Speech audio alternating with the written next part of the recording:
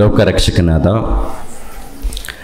ಯೇಸು ಕ್ರಿಸ್ತರ ನಾಮದಲ್ಲಿ ಸೇವಕರಿಗೂ ಹಿರಿಯರಿಗೂ ಆತ್ಮೀಯರೆಲ್ಲರಿಗೂ ಹೃತ್ಪೂರ್ವಕ ವಂದನೆಗಳನ್ನು ತಿಳಿಸುತ್ತಾ, ಸತ್ಯವೇದ ಗ್ರಂಥದಲ್ಲಿ ಬರೆಯಲ್ಪಟ್ಟಂಥ ವಾಕ್ಯಗಳನ್ನು ತಿಳಿಸ್ತಾ ಇದ್ದೀನಿ. ಲೋಕಕ್ಕೆ ತಿಳಿಯದ ಕ್ರಿಸ್ತನ ಘನಚರಿತ್ರೆ. ಲೋಕಕ್ಕೆ ತಿಳಿಯದ ಕ್ರಿಸ್ತನ ಘನಚರಿತ್ರೆ. ಯೇಸು ಕ್ರಿಸ್ತರ ಬಗ್ಗೆ ಗೊತ್ತು, ಆದರೆ ಆತನ ಜೀವಿತ ಪರಮಾರ್ಥ ಲೋಕಕ್ಕೆ ಸರಿಯಾದ ರೀತಿಯಲ್ಲಿ ಗೊತ್ತಿಲ್ಲ. ಯೇಸು ಕ್ರಿಸ್ತರು ಈ ಲೋಕಕ್ಕೆ ಬಂದಿದ್ದಾರೆ, ಮರಣ ಹೊಂದಿದ್ದಾರೆ ಅಂತ ಹೊರನೋಟ ಮಾತ್ರ ಗೊತ್ತು.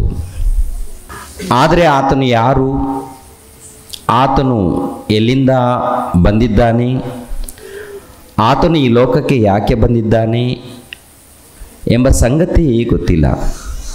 ಆ ವಿಷಯಗಳನ್ನು ತಿಳ್ಕೊಳ್ಳೋದಕ್ಕೇ ನಾವೆಲ್ಲರೂ ಇಲ್ಲಿ ಬಂದಿದ್ದೇವೆ. ಚರಿತ್ರೆ ಅಂದಾಗ ಪ್ರಿಯರಾದ ದೇವರ ಮಕ್ಕಳಿರ, ಗತ ಕಾಲದಲ್ಲಿ ನಡೆದೋಗಿರುವಂಥ ಸಂಗತಿಗಳನ್ನು ಕ್ರಮಪಡಿಸಿ ತಿಳಿಸುವಂಥದ್ದು, ಕ್ರಮಬದ್ಧವಾಗಿ ತಿಳಿಸುವಂಥದ್ದು.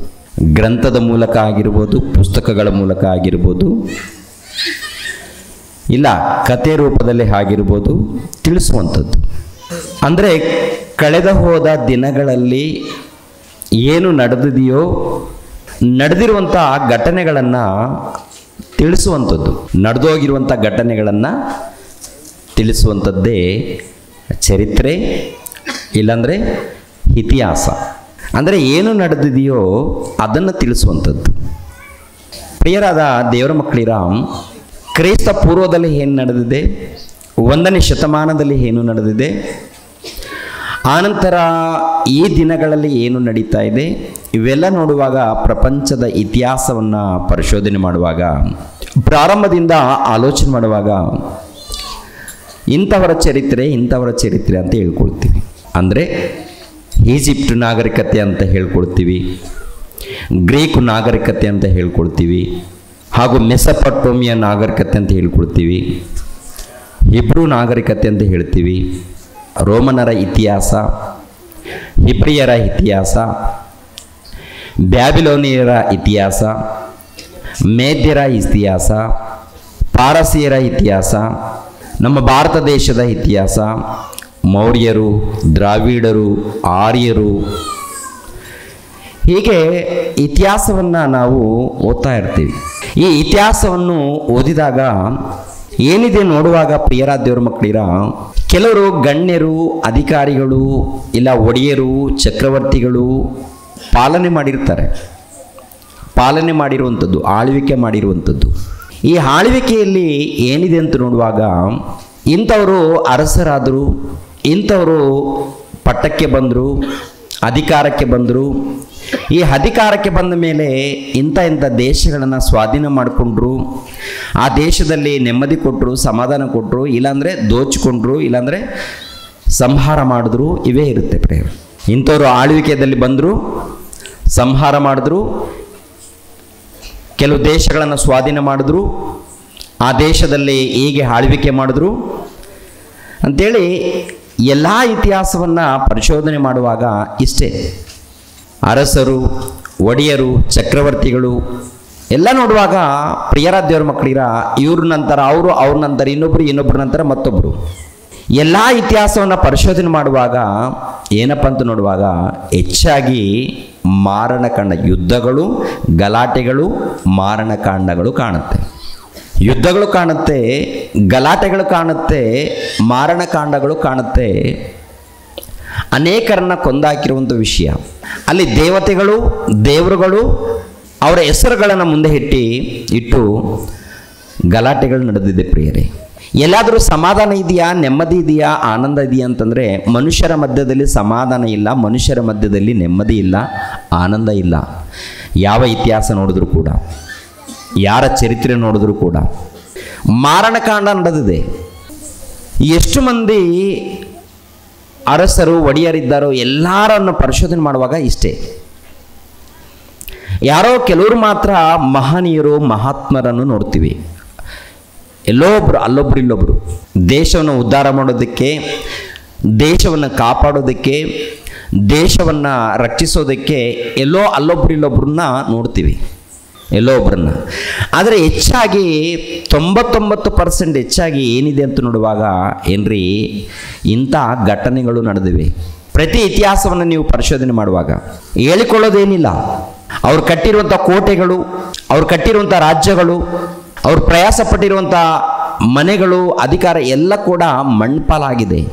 ಯಾವ ಕೂಡ ಶಾಶ್ವತವಾಗಿ ನಿಂತಿಲ್ಲ.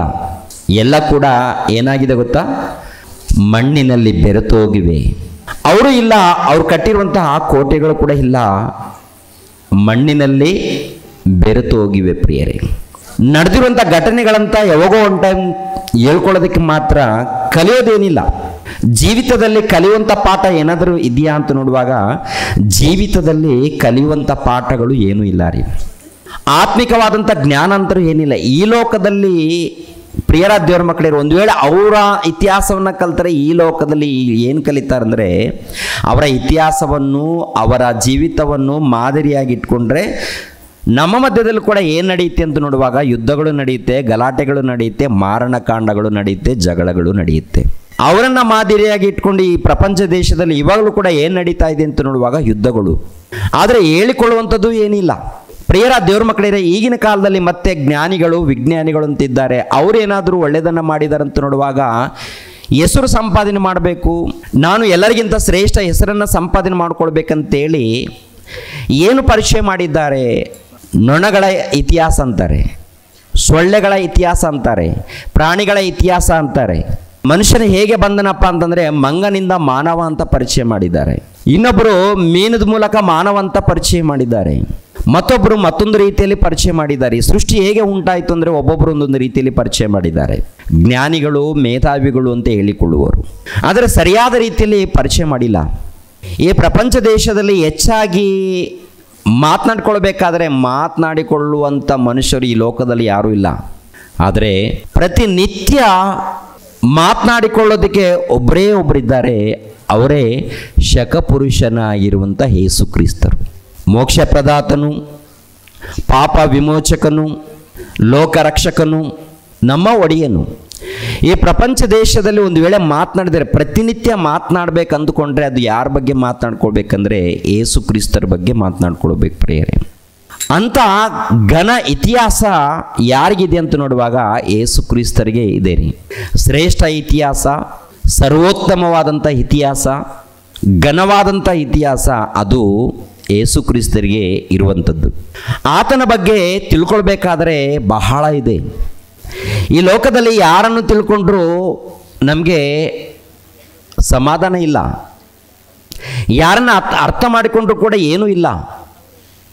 ಆದರೆ ಒಬ್ಬರನ್ನ ಅರ್ಥ ಮಾಡ್ಕೊಳ್ಬೇಕು, ಅದೇ ಯೇಸು ಕ್ರಿಸ್ತರನ್ನ ಅರ್ಥ ಮಾಡ್ಕೊಳ್ಬೇಕು, ಯೇಸು ಕ್ರಿಸ್ತರನ್ನ ತಿಳಿದುಕೊಳ್ಬೇಕು. ಆ ಯೇಸು ಕ್ರಿಸ್ತರನ್ನ ತಿಳ್ಕೊಂಡಾಗ ಏನ್ರಿ, ಸಮಾಧಾನ ಇರುತ್ತೆ, ನೆಮ್ಮದಿ ಇರುತ್ತೆ, ಆನಂದ ಇರುತ್ತೆ, ಆರೋಗ್ಯ ಇರುತ್ತೆ. ಅದರ ಪ್ರಕಾರ ನಡ್ಕೊಂಡಾಗ ನಿತ್ಯ ಜೀವ ಎನ್ನುವಂಥದ್ದು ಸಿಗುತ್ತೆ. ಅದಕ್ಕೆ ಪ್ರಿಯರ ದೇವ್ರ ಮಕ್ಕಳಿರ, ಬೈಬಲ್ಗಳನ್ನು ನೋಡುವಾಗ ಎಲ್ಲ ಭಾಷೆಗಳಲ್ಲಿ ಬೈಬಲ್ ಸಿಗುತ್ತೆ ರೀ. ಪ್ರತಿನಿತ್ಯ ನೋಡುವಾಗ ಬೈಬಲ್ ಬಹಳ ಮಾರಾಟವಾಗ್ತಾ ಇದೆ. ಅನೇಕರು ಕೊಂಡುಕೊಳ್ತಾ ಇದ್ದಾರೆ, ಅನೇಕರು ತಿಳ್ಕೊಳ್ತಾ ಇದ್ದಾರೆ, ಅನೇಕರು ಜೀವಿಸೋದಕ್ಕೆ ಇಷ್ಟಪಡ್ತಾ ಇದ್ದಾರೆ ಯೇಸು ಕ್ರಿಸ್ತರನ್ನ ತಿಳ್ಕೊಳ್ಳೋದಕ್ಕೆ.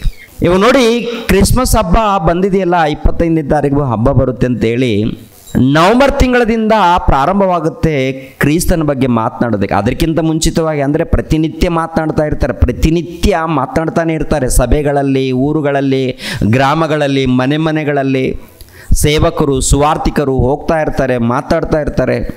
ಕ್ರಿಸ್ತನ ಬಗ್ಗೆ ಉನ್ನತವಾಗಿ ಅರ್ಥ ಮಾಡಿಕೊಂಡು ಉನ್ನತವಾಗಿ ಪರಿಚಯ ಮಾಡೋರಿದ್ದಾರೆ. ಇನ್ನು ಕೆಲವರು ಅಜ್ಞಾನದಿಂದ ಪರಿಚಯ ಮಾಡೋರು ಇರ್ತಾರೆ, ಅವ್ರನ್ನ ಬಿಟ್ಬಿಡೋಣ. ಆದರೆ ಉನ್ನತವಾಗಿ ಪರಿಚಯ ಮಾಡೋರು ಅನೇಕರಿದ್ದಾರೆ ಪ್ರಿಯರೇ.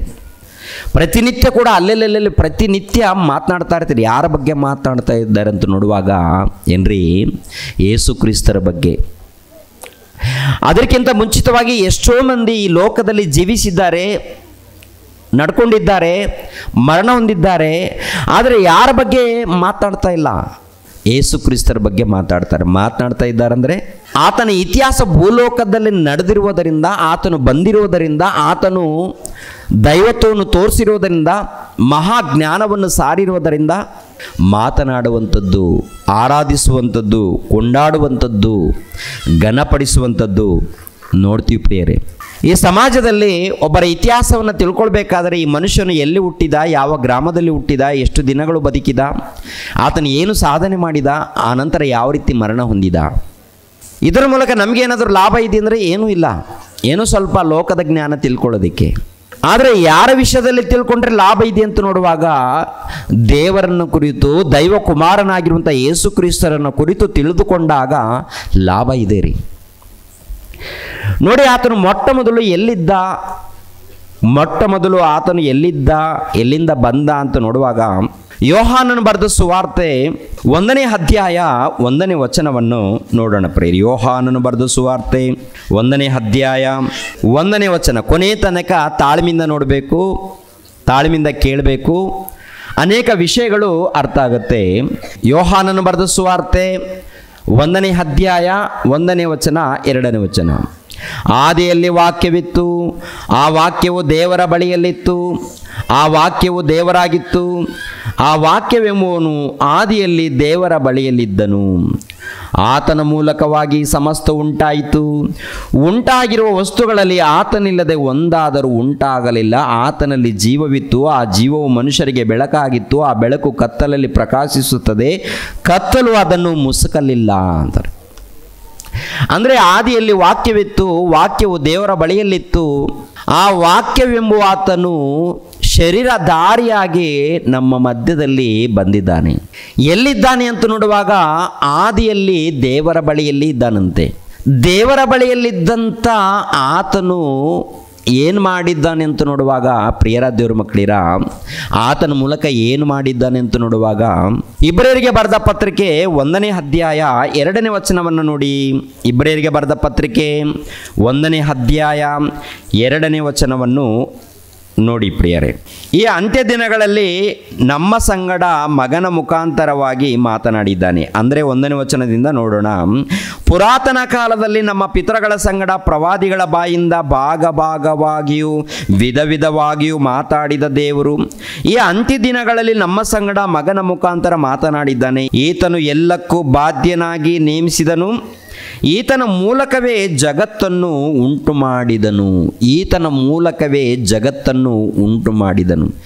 ಯಾರು ತಂದೆಯಾದ ದೇವರು ಯಾರ ಮೂಲಕ ಉಂಟು ಮಾಡಿದ್ದಾರೆ ಅಂತ ನೋಡುವಾಗ ಯೇಸು ಕ್ರಿಸ್ತರ ಮೂಲಕ ಉಂಟು ಮಾಡಿದ್ದಾರೆ.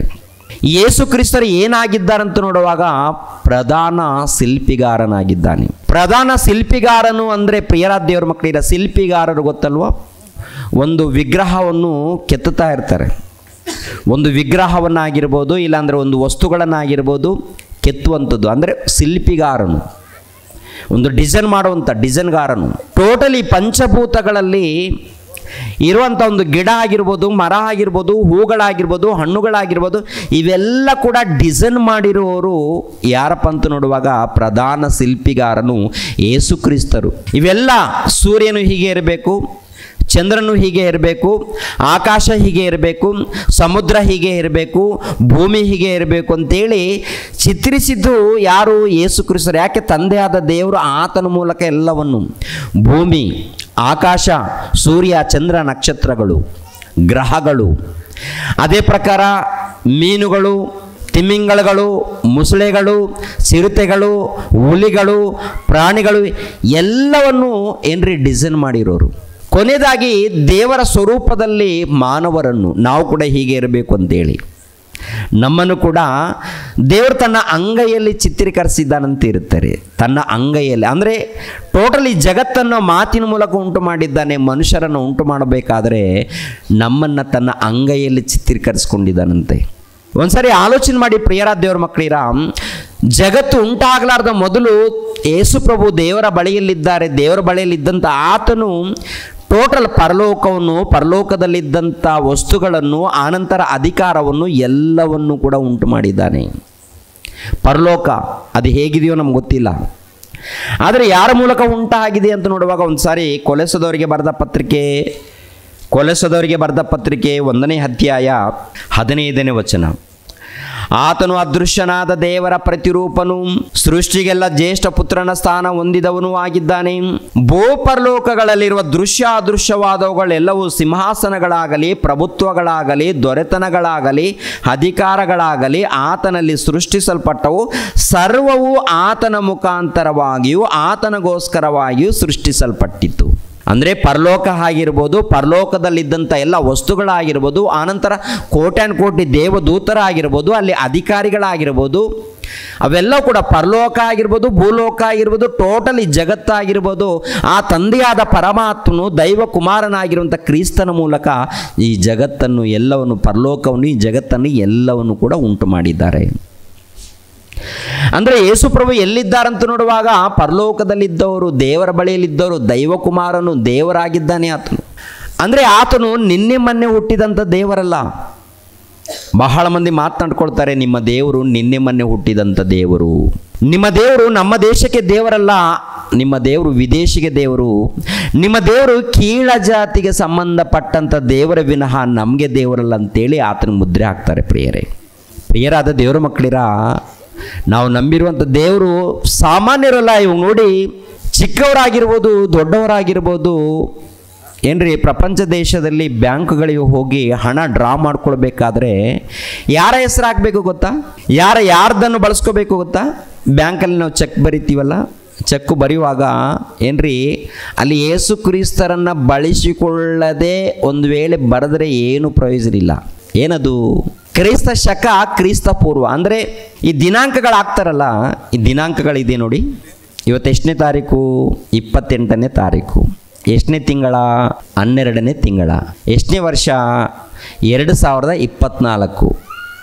ಅಂದರೆ 2024 ವರ್ಷಗಳು ಆಗಿದೆ. ಅಂದರೆ ಪ್ರಪಂಚ ದೇಶದಲ್ಲಿ ಇದ್ದಂಥವರು ಪೆನ್ನು ಹಿಡಿದು ಬರಿತಾ ಇದ್ದಾರೆ. ಅಂದರೆ ಯಾರ ಹೆಸರು ಅಂತ ನೋಡುವಾಗ ಯೇಸು ಕ್ರಿಸ್ತರು ಹುಟ್ಟಿ ಲೋಕಕ್ಕೆ ಬಂದು 2024 ವರ್ಷಗಳಾಗಿದೆ ಎಂದು ಪ್ರತಿಯೊಬ್ಬರು ಪೆನ್ನು ಹಿಡಿದು ಬರೀತಾರೆ. ಪ್ರಿಯರೇ, ದೇವರನ್ನು ನಂಬಿದವರಾಗಿರ್ಬೋದು, ನಂಬದೇ ಇರುವವರಾಗಿರ್ಬೋದು, ಎಲ್ಲರೂ ಕೂಡ ನಿಮ್ಮ ದೇವರು ವಿದೇಶಿ ದೇವರಂತ ಹೇಳಿಕೊಳ್ಳೋರು ಕೂಡ ಖಂಡಿತವಾಗಿ ನಮ್ಮ ದೇಶದಲ್ಲಿದ್ದವರು ಬರೀಲೇಬೇಕು. ಹೀಗೆ ಹೋಗಿ ಬ್ಯಾಂಕಲ್ಲಿ ಹೋಗಿ ನಾನು ಡೇಟ್ ಬರೆಯಲ್ಲ, 1ನೇ ತಾರೀಕು, 1ನೇ ದಿನ, 1ನೇ ವರ್ಷ ಅಂತ ನಾನು ಬರಿತೀನಿ ಅಂತೇಳಿ ಒಂದು ವೇಳೆ ಬರೆದು ಚೆಕ್ ಕೊಟ್ರೆ ನೋಡೋಣ. ಅಯ್ಯ, ಯಾವನೋ ಒಬ್ಬನು ಬಂದಿದ್ದಾನೆ ನೋಡಿ, ಡೇಟ್ ನೋಡಿ, 1ನೇ ತಾರೀಕು, 1ನೇ ದಿನಾಂಕ, ಏನೇ ಹಾಕಿದ್ದಾನೆ, ಏನು ಮಾಡೋದು? ನೀವೇ ಮಾತಾಡಿ. ಅವ್ರೇನು ಮಾಡ್ತಾರೆ? ಬ್ಯಾಂಕ್ ಮ್ಯಾನೇಜರ್ ಅವರು ಫೋನ್ ಮಾಡ್ತಾರೆ. ಯಾರಿಗೆ ಫೋನ್ ಮಾಡ್ತಾರೆ ಹೇಳಿ? ಪೊಲೀಸ್ ಸ್ಟೇಷನ್ಗೆ ಫೋನ್ ಮಾಡ್ತಾರೆ. ಅಯ್ಯ, ಯಾರೋ ಚೆಕ್ ತೊಗೊಂಡ್ಬಂದಿದ್ದಾನೆ, ಗಲಾಟೆ ಮಾಡ್ತಾ ಇದ್ದಾರೆ, ನೀವೇ ಬನ್ನಿ. ಏನದು? ಡೇಟು. ಇವತ್ತೇನು ಡೇಟ್, ಆ ಡೇಟ್ ಹಾಕಬೇಕು. ನಿನ್ನಿಷ್ಟದ ಪ್ರಕಾರ ಬಂದು ಏನೋ ಹಾಕ್ತೀನಂತಂದರೆ ಒಪ್ಪಲ್ಲ. ಯಾರು ಒಪ್ಪಬೇಕಲ್ಲಿ? ಇಲ್ಲ ರೀ, ಅದು ಯೇಸು ಕ್ರಿಸ್ತರು ಹುಟ್ಟಿದ ದಿನಾಂಕ ಹೇಳ್ಕೊಳ್ತಾರೆ, ನಾನು ಅದನ್ನು ಒಪ್ಪಲ್ಲ ಅಂದರೆ ಅರ್ಧ ಬಿಟ್ಟು ಹಾಕ್ತಾರೆ. ಇಲ್ಲಾಂದರೆ ಹೆಚ್ಚು ಕಡಿಮೆ ಆಗಿದ್ರೆ ಜೈಲಲ್ಲಿ ಹೋಗಿ ಕುಂದಿರಿಸ್ತಾರೆ. ಅಂದರೆ ಖಂಡಿತವಾಗಿ ಒಪ್ಪಿಕೊಳ್ಳಬೇಕಾ? ಖಂಡಿತವಾಗಿ ಪ್ರಪಂಚ ದೇಶದಲ್ಲಿ ಎಲ್ಲೇ ಇರ್ಬೋದು, ಒಪ್ಪಿಕೊಳ್ಳಲೇಬೇಕದು. ಯೇಸು ಕ್ರಿಸ್ತರು ಹುಟ್ಟಿ ಇಷ್ಟು ವರ್ಷ ಆಗಿದೆ ಬಂದು ಈ ಲೋಕಕ್ಕೆ ಬಂದು. ಕೆಲವರು ಮೂಢರಂತಾರೆ ಯೇಸು ಕ್ರಿಸ್ತರ ಇತಿಹಾಸ ಇಲ್ಲ ಅಂತ ಹೇಳ್ಕೊಳ್ತಾರೆ. ಇಲ್ಲ ರೀ, ಅನೇಕ ರುಜುಗಳು ಇದೆ ರೀ. ಆದರೆ ಮತ ಛಾಂದಸವಾದಿಗಳು ಏನು ಮಾಡ್ತಾ ಇದ್ದಾರೆ ಅಂತ ನೋಡುವಾಗ ನಮ್ಮನ್ನು ಅವಮಾನಪಡಿಸೋದಕ್ಕೆ, ಯೇಸು ಕ್ರಿಸ್ತರನ್ನು ಅವಮಾನಪಡಿಸೋದಕ್ಕೆ, ನಿಂದನೆಗಳನ್ನು ಹಾಕೋದಕ್ಕೆ ಪ್ರಯತ್ನ ಮಾಡ್ತಾನೇ ಇರ್ತಾರೆ. ಎಂದಿನಿಂದ ಪ್ರಯತ್ನ? ಮನುಷ್ಯರು ಯಾವಾಗ ಹುಟ್ಟಿದ್ದಾರೋ ಅಂದಿನಿಂದ ಈ ಪ್ರಯತ್ನ ನಡೀತಾನೇ ಇದೆ. ಅದು ಯಾರಿದ್ದಾರೆ? ದುರಾತ್ಮ, ದೇವರ ಕೆಲಸವನ್ನು ಹಾಳು ಮಾಡುವಂಥ ದುರಾತ್ಮ ಇದೆ. ಪ್ರಿಯರೇ, ಎಲ್ಲರೂ ಕೂಡ ಈ ಕಡೆ ಗಮನ ಕೊಡಬೇಕು. ಮಾತನಾಡ್ತಾ ಇದ್ದೀರಾ, ದಯಮಾಡಿ ಮಾತನಾಡಬಾರ್ದು. ಮಕ್ಕಳಿರ, ಈ ಕಡೆ ಗಮನ ಕೊಡಬೇಕು. ಮನೆಗೆ ಹೋಗ್ತೀರಲ್ವ, ಮನೆಯಲ್ಲಿ ಎಷ್ಟು ಬೇಕಾದರೂ ಮಾತಾಡಿ. ಇಲ್ಲಿ ಯಾರ ಸನ್ನಿಧಿ? ನಮ್ಮ ಸನ್ನಿಧಿನ? ನಾವಿದ್ದೀವ? ಅಲ್ಲ. ನಿಜವಾಗ್ಲೂ ದೇವರಂದರೆ ಭಯ ಇದೆಯಾ? ದೇವರಂದರೆ ಭಯ ಇದ್ದರೆ ಮೌನವಾಗಿ ಕೇಳಬೇಕು. ಮಕ್ಕಳಿರ, ನಾವು ಹೇಳಿದ್ರು, ಇನ್ನೊಬ್ಬ ಸೇವಕರು ಹೇಳಿದ್ರು, ಯಾವ ಸೇವಕರು ಹೇಳಿದ್ರು ಕೂಡ ಪ್ರಿಯರಾದ ದೇವ್ರ ಮಕ್ಕಳಿರ, ಆ ಮಾತುಗಳು ಏನು ಹೇಳ್ತಾ ಇದ್ದಾರೆ ಅಂತೇಳಿ ಕಿವಿ ಕೊಟ್ಟು ಕೇಳಬೇಕು. ನಮ್ಮ ಆತ್ಮಗಳಿಗೆ ರಕ್ಷಣೆ ಮಾರ್ಗವನ್ನು ತೋರಿಸುವಂಥ ಮಾತುಗಳನ್ನು ಒಬ್ಬ ದೈವ ಸೇವಕರು ಮಾತನಾಡ್ತಾ ಇದ್ದಾರೆ ಅಂದರೆ ಗಮನ ಕೊಡಬೇಕು. ಈ ವಚನ ಬರೆಯಲ್ಪಟ್ಟಿದೆ. ಬರೆದವರು ಯಾರು ಗೊತ್ತಾ? ಸಭೆಯನ್ನು ಹಾಳು ಮಾಡಿದಂಥ ವ್ಯಕ್ತಿ. ಈ ಪತ್ರಿಕೆ ಬರಿತಾ ಇದ್ದಾರಲ್ಲ, ಕೊಲೆಸದವರಿಗೆ ಬರೆದ ಪತ್ರಿಕೆ ಇದೆಯಲ್ಲ, ಒಂದು ಕಾಲದಲ್ಲಿ ಈತನು ಸೌಲನಾಗಿದ್ದಾಗ ಸಭೆಯನ್ನು ಹಾಳು ಮಾಡಿದಂಥ ವ್ಯಕ್ತಿ, ಸಭೆಯನ್ನು ಹಾಳು ಮಾಡಿ ಅನೇಕರನ್ನು ಕೊಂದಾಕಿರುವಂಥ ವ್ಯಕ್ತಿ ಯಾವಾಗ ಯೇಸು ಕ್ರಿಸ್ತರನ್ನು ನಂಬಿಕೊಳ್ತಾನೋ ತಿಳಿದುಕೊಂಡ ಮೇಲೆ ಯೇಸು ಕ್ರಿಸ್ತರನ್ನು ಉನ್ನತವಾಗಿ ಪರಿಚಯ ಮಾಡ್ತಾನೆ. ಆ ಯೇಸು ಪ್ರಭು ಭೂಲೋಕಕ್ಕೆ ಬಂದಿದ್ದಾನೆಂದರೆ ಹುಟ್ಟೋದಕ್ಕಿಂತ ಮುಂಚೆ ಪರಲೋಕದಲ್ಲಿ ಇದ್ದವರು, ದೇವರ ಬಳಿಯಲ್ಲಿದ್ದವರು, ದೇವರಿಗೆ ಸಮಾನನಾಗಿದ್ದವರು, ದೈವಕುಮಾರನು ಉನ್ನತವಾದಂಥ ಪುತ್ರನು ಆತನು ಈ ಲೋಕಕ್ಕೆ ಬಂದಿದ್ದಾನೆ.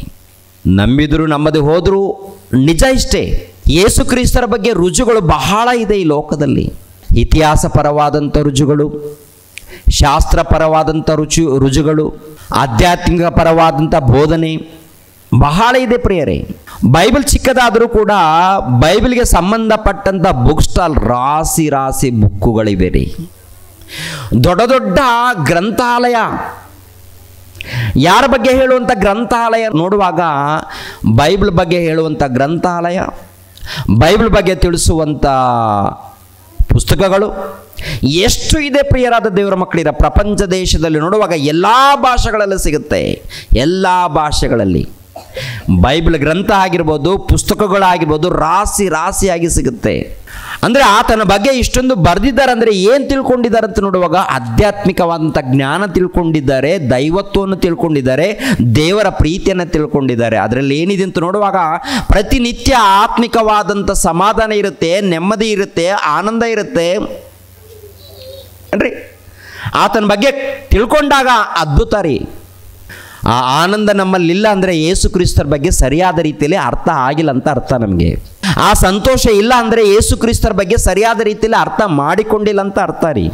ಪ್ರಿಯರಾದ ದೇವರ ಮಕ್ಕಳಿರ, ಕೊನೆ ದಿನಗಳಲ್ಲಿದ್ದೀವಿ. ಕೊನೆ ದಿನಗಳಲ್ಲಿದ್ದಂಥ ನಾವು ಯಾವಾಗ ನಾವು ಮರಣ ಹೊಂದಿತೀವೋ ನಮ್ಗೆ ಗೊತ್ತಿಲ್ಲ. ಮರಣ ಹೊಂದುವುದರೊಳಗಾಗಿ ನಿನಗೆ ಜನ್ಮ ಕೊಟ್ಟಂಥ ಸರ್ವೇಶ್ವರನಾದ ದೇವರನ್ನು, ದೈವಕುಮಾರನಾದ ಕ್ರಿಸ್ತನನ್ನು, ಪವಿತ್ರಾತ್ಮನ ತಿಳ್ಕೊಂಡು ಅವರ ಪ್ರಕಾರ ನಡೆದು ಭಕ್ತಿಯಿಂದ ಜೀವಿಸಿ ದೇವರ ಸೇವೆ ಮಾಡಿ ಜೀವಿತ ಕಾಲ ಮುಗಿಸ್ಕೊಂಡು ದೇವರ ಬಳಿಗೆ ನಾವೆಲ್ಲರೂ ಹೋಗಬೇಕಾಗಿದೆ. ದೇವರ ಬಳಿಗೆ ಹೋಗಬೇಕಾದ್ರೆ ಪ್ರಿಯರಾದ ದೇವರ ಮಕ್ಕಳಿರ ಈ ಮಾತುಗಳನ್ನು ಗಮನಿಸಿರಿ ಪ್ರಿಯರೇ.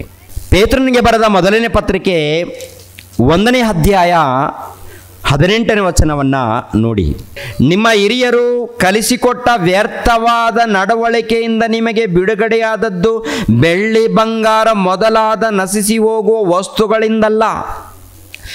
ಅಂದರೆ ಸೈತಾನನ ಹತೋಟಿಯಲ್ಲಿದ್ದಂಥ ನಮ್ಮನ್ನು ಬಿಡಿಸಿ ರಕ್ಷಣೆ ಮಾರ್ಗದಲ್ಲಿ ನಡೆಸಿದ್ದಾನೆ, ರಕ್ಷಣೆ ಮಾರ್ಗದಲ್ಲಿ ನಿಲ್ಲಿಸಿದ್ದಾನೆ, ರಕ್ಷಣೆಯನ್ನು ಕೊಟ್ಟಿದ್ದಾನಂದರೆ ಈ ಲೋಕದಲ್ಲಿ ವ್ಯರ್ಥವಾದಂಥ ಕಾರ್ಯಕ್ರಮಗಳ ಮೂಲಕ ರಕ್ಷಣೆ ಬಂದಿಲ್ಲ.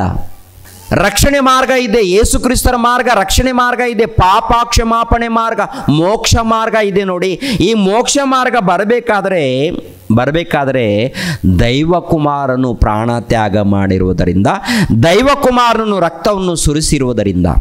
19ನೇ ವಚನ, ಪೂರ್ಣಾಂಗವಾದ ನಿಷ್ಕಳಂಕ ಯಜ್ಞದ ಕುರಿಯ ರಕ್ತದಿಂದಲೋ ಎಂಬಂತೆ ಕ್ರಿಸ್ತನ ಅಮೂಲ್ಯವಾದ ರಕ್ತದಿಂದಲೇ ಎಂದು ಬಲ್ಲಿರಲವೇ. ಅಂದರೆ ರಕ್ಷಣೆ ಮಾರ್ಗ ಪಾಪದಿಂದ ಬಿಡುಗಡೆಯಾಗಿದ್ದು ಆ ದೈವಕುಮಾರನ ಜೀವಿತದ ಮೂಲಕ. ಅಂದರೆ ತನ್ನ ಜೀವಿತವನ್ನು ಸಮರ್ಪಣೆ, ರಕ್ತವನ್ನು ಸುರಿಸಿದ್ದಾನೆಂದರೆ ತನ್ನ ಜೀವವನ್ನು ಸಮರ್ಪಣೆ ಮಾಡಿಕೊಂಡಿದ್ದಾರೆ, ತನ್ನ ಬದುಕನ್ನು ಸಮರ್ಪಣೆ ಮಾಡಿಕೊಂಡಿದ್ದಾರೆ, ಬಲಿಯಾಗಿ ಅರ್ಪಿಸಿದ್ದಾರೆ, ಯಜ್ಞವಾಗಿ ಅರ್ಪಣೆ.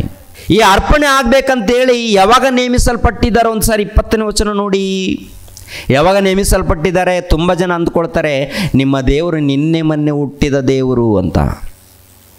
ನೋಡಿ 20ನೇ ವಚನ, ಆತನು ಜಗದುತ್ಪತ್ತಿಗೆ ಮೊದಲೇ ಗೊತ್ತು ಮಾಡಲ್ಪಟ್ಟು ಅಂತ್ಯಕಾಲದಲ್ಲಿ ನಿಮಗಾಗಿ ಪ್ರತ್ಯಕ್ಷನಾದನು. ಯಾವಾಗ? ಜಗತ್ತುಂಟಾಗಲಾರ್ದ ಮೊದಲೇ ನೇಮಿಸಲ್ಪಟ್ಟಿದ್ದಾನಂತೆ ಆತನು. ಜಗತ್ತುಂಟಾಗಲಾರ್ದ ಮೊದಲೇ ನೇಮಿಸಲ್ಪಟ್ಟಿದ್ದಾನಂತೆ. ಈ ಲೋಕ ಉಂಟಾಗೋದಕ್ಕಿಂತ ಮುಂಚಿತ. ಈ ಲೋಕ ಯಾವಾಗ ಉಂಟಾಗಿದೆ ಎಂದು ವಿಜ್ಞಾನಿಗಳಿಗೆ ಕೇಳಿದ್ರೆ 1370 ಕೋಟಿ ವರ್ಷಗಳ ಹಿಂದೆ ಈ ಜಗತ್ತು ಉಂಟಾಗಿದೆ ಅಂತ ಹೇಳ್ತಾರೆ. ಹೇಗೆ ಉಂಟಾಗಿದೆ ಅಂತ ಕೇಳಿದ್ರೆ ದೊಡ್ಡದೊಂದು ಶಬ್ದ ಉಂಟಾಯಿತು, ಅದಕ್ಕೆ ಬಿಗ್ ಬ್ಯಾಂಗ್ ಥಿಯರಿ ಅಂತ ಹೇಳಿದ್ದಾರೆ. ದೊಡ್ಡದೊಂದು ಶಬ್ದ, ಆ ಶಬ್ದ ಎಲ್ಲಿಂದ ಬಂತು ಅಂತ ಕೇಳಿದ್ರೆ ನಮಗೆ ಗೊತ್ತಿಲ್ಲ ಅಂತ ಹೇಳ್ತಾರೆ.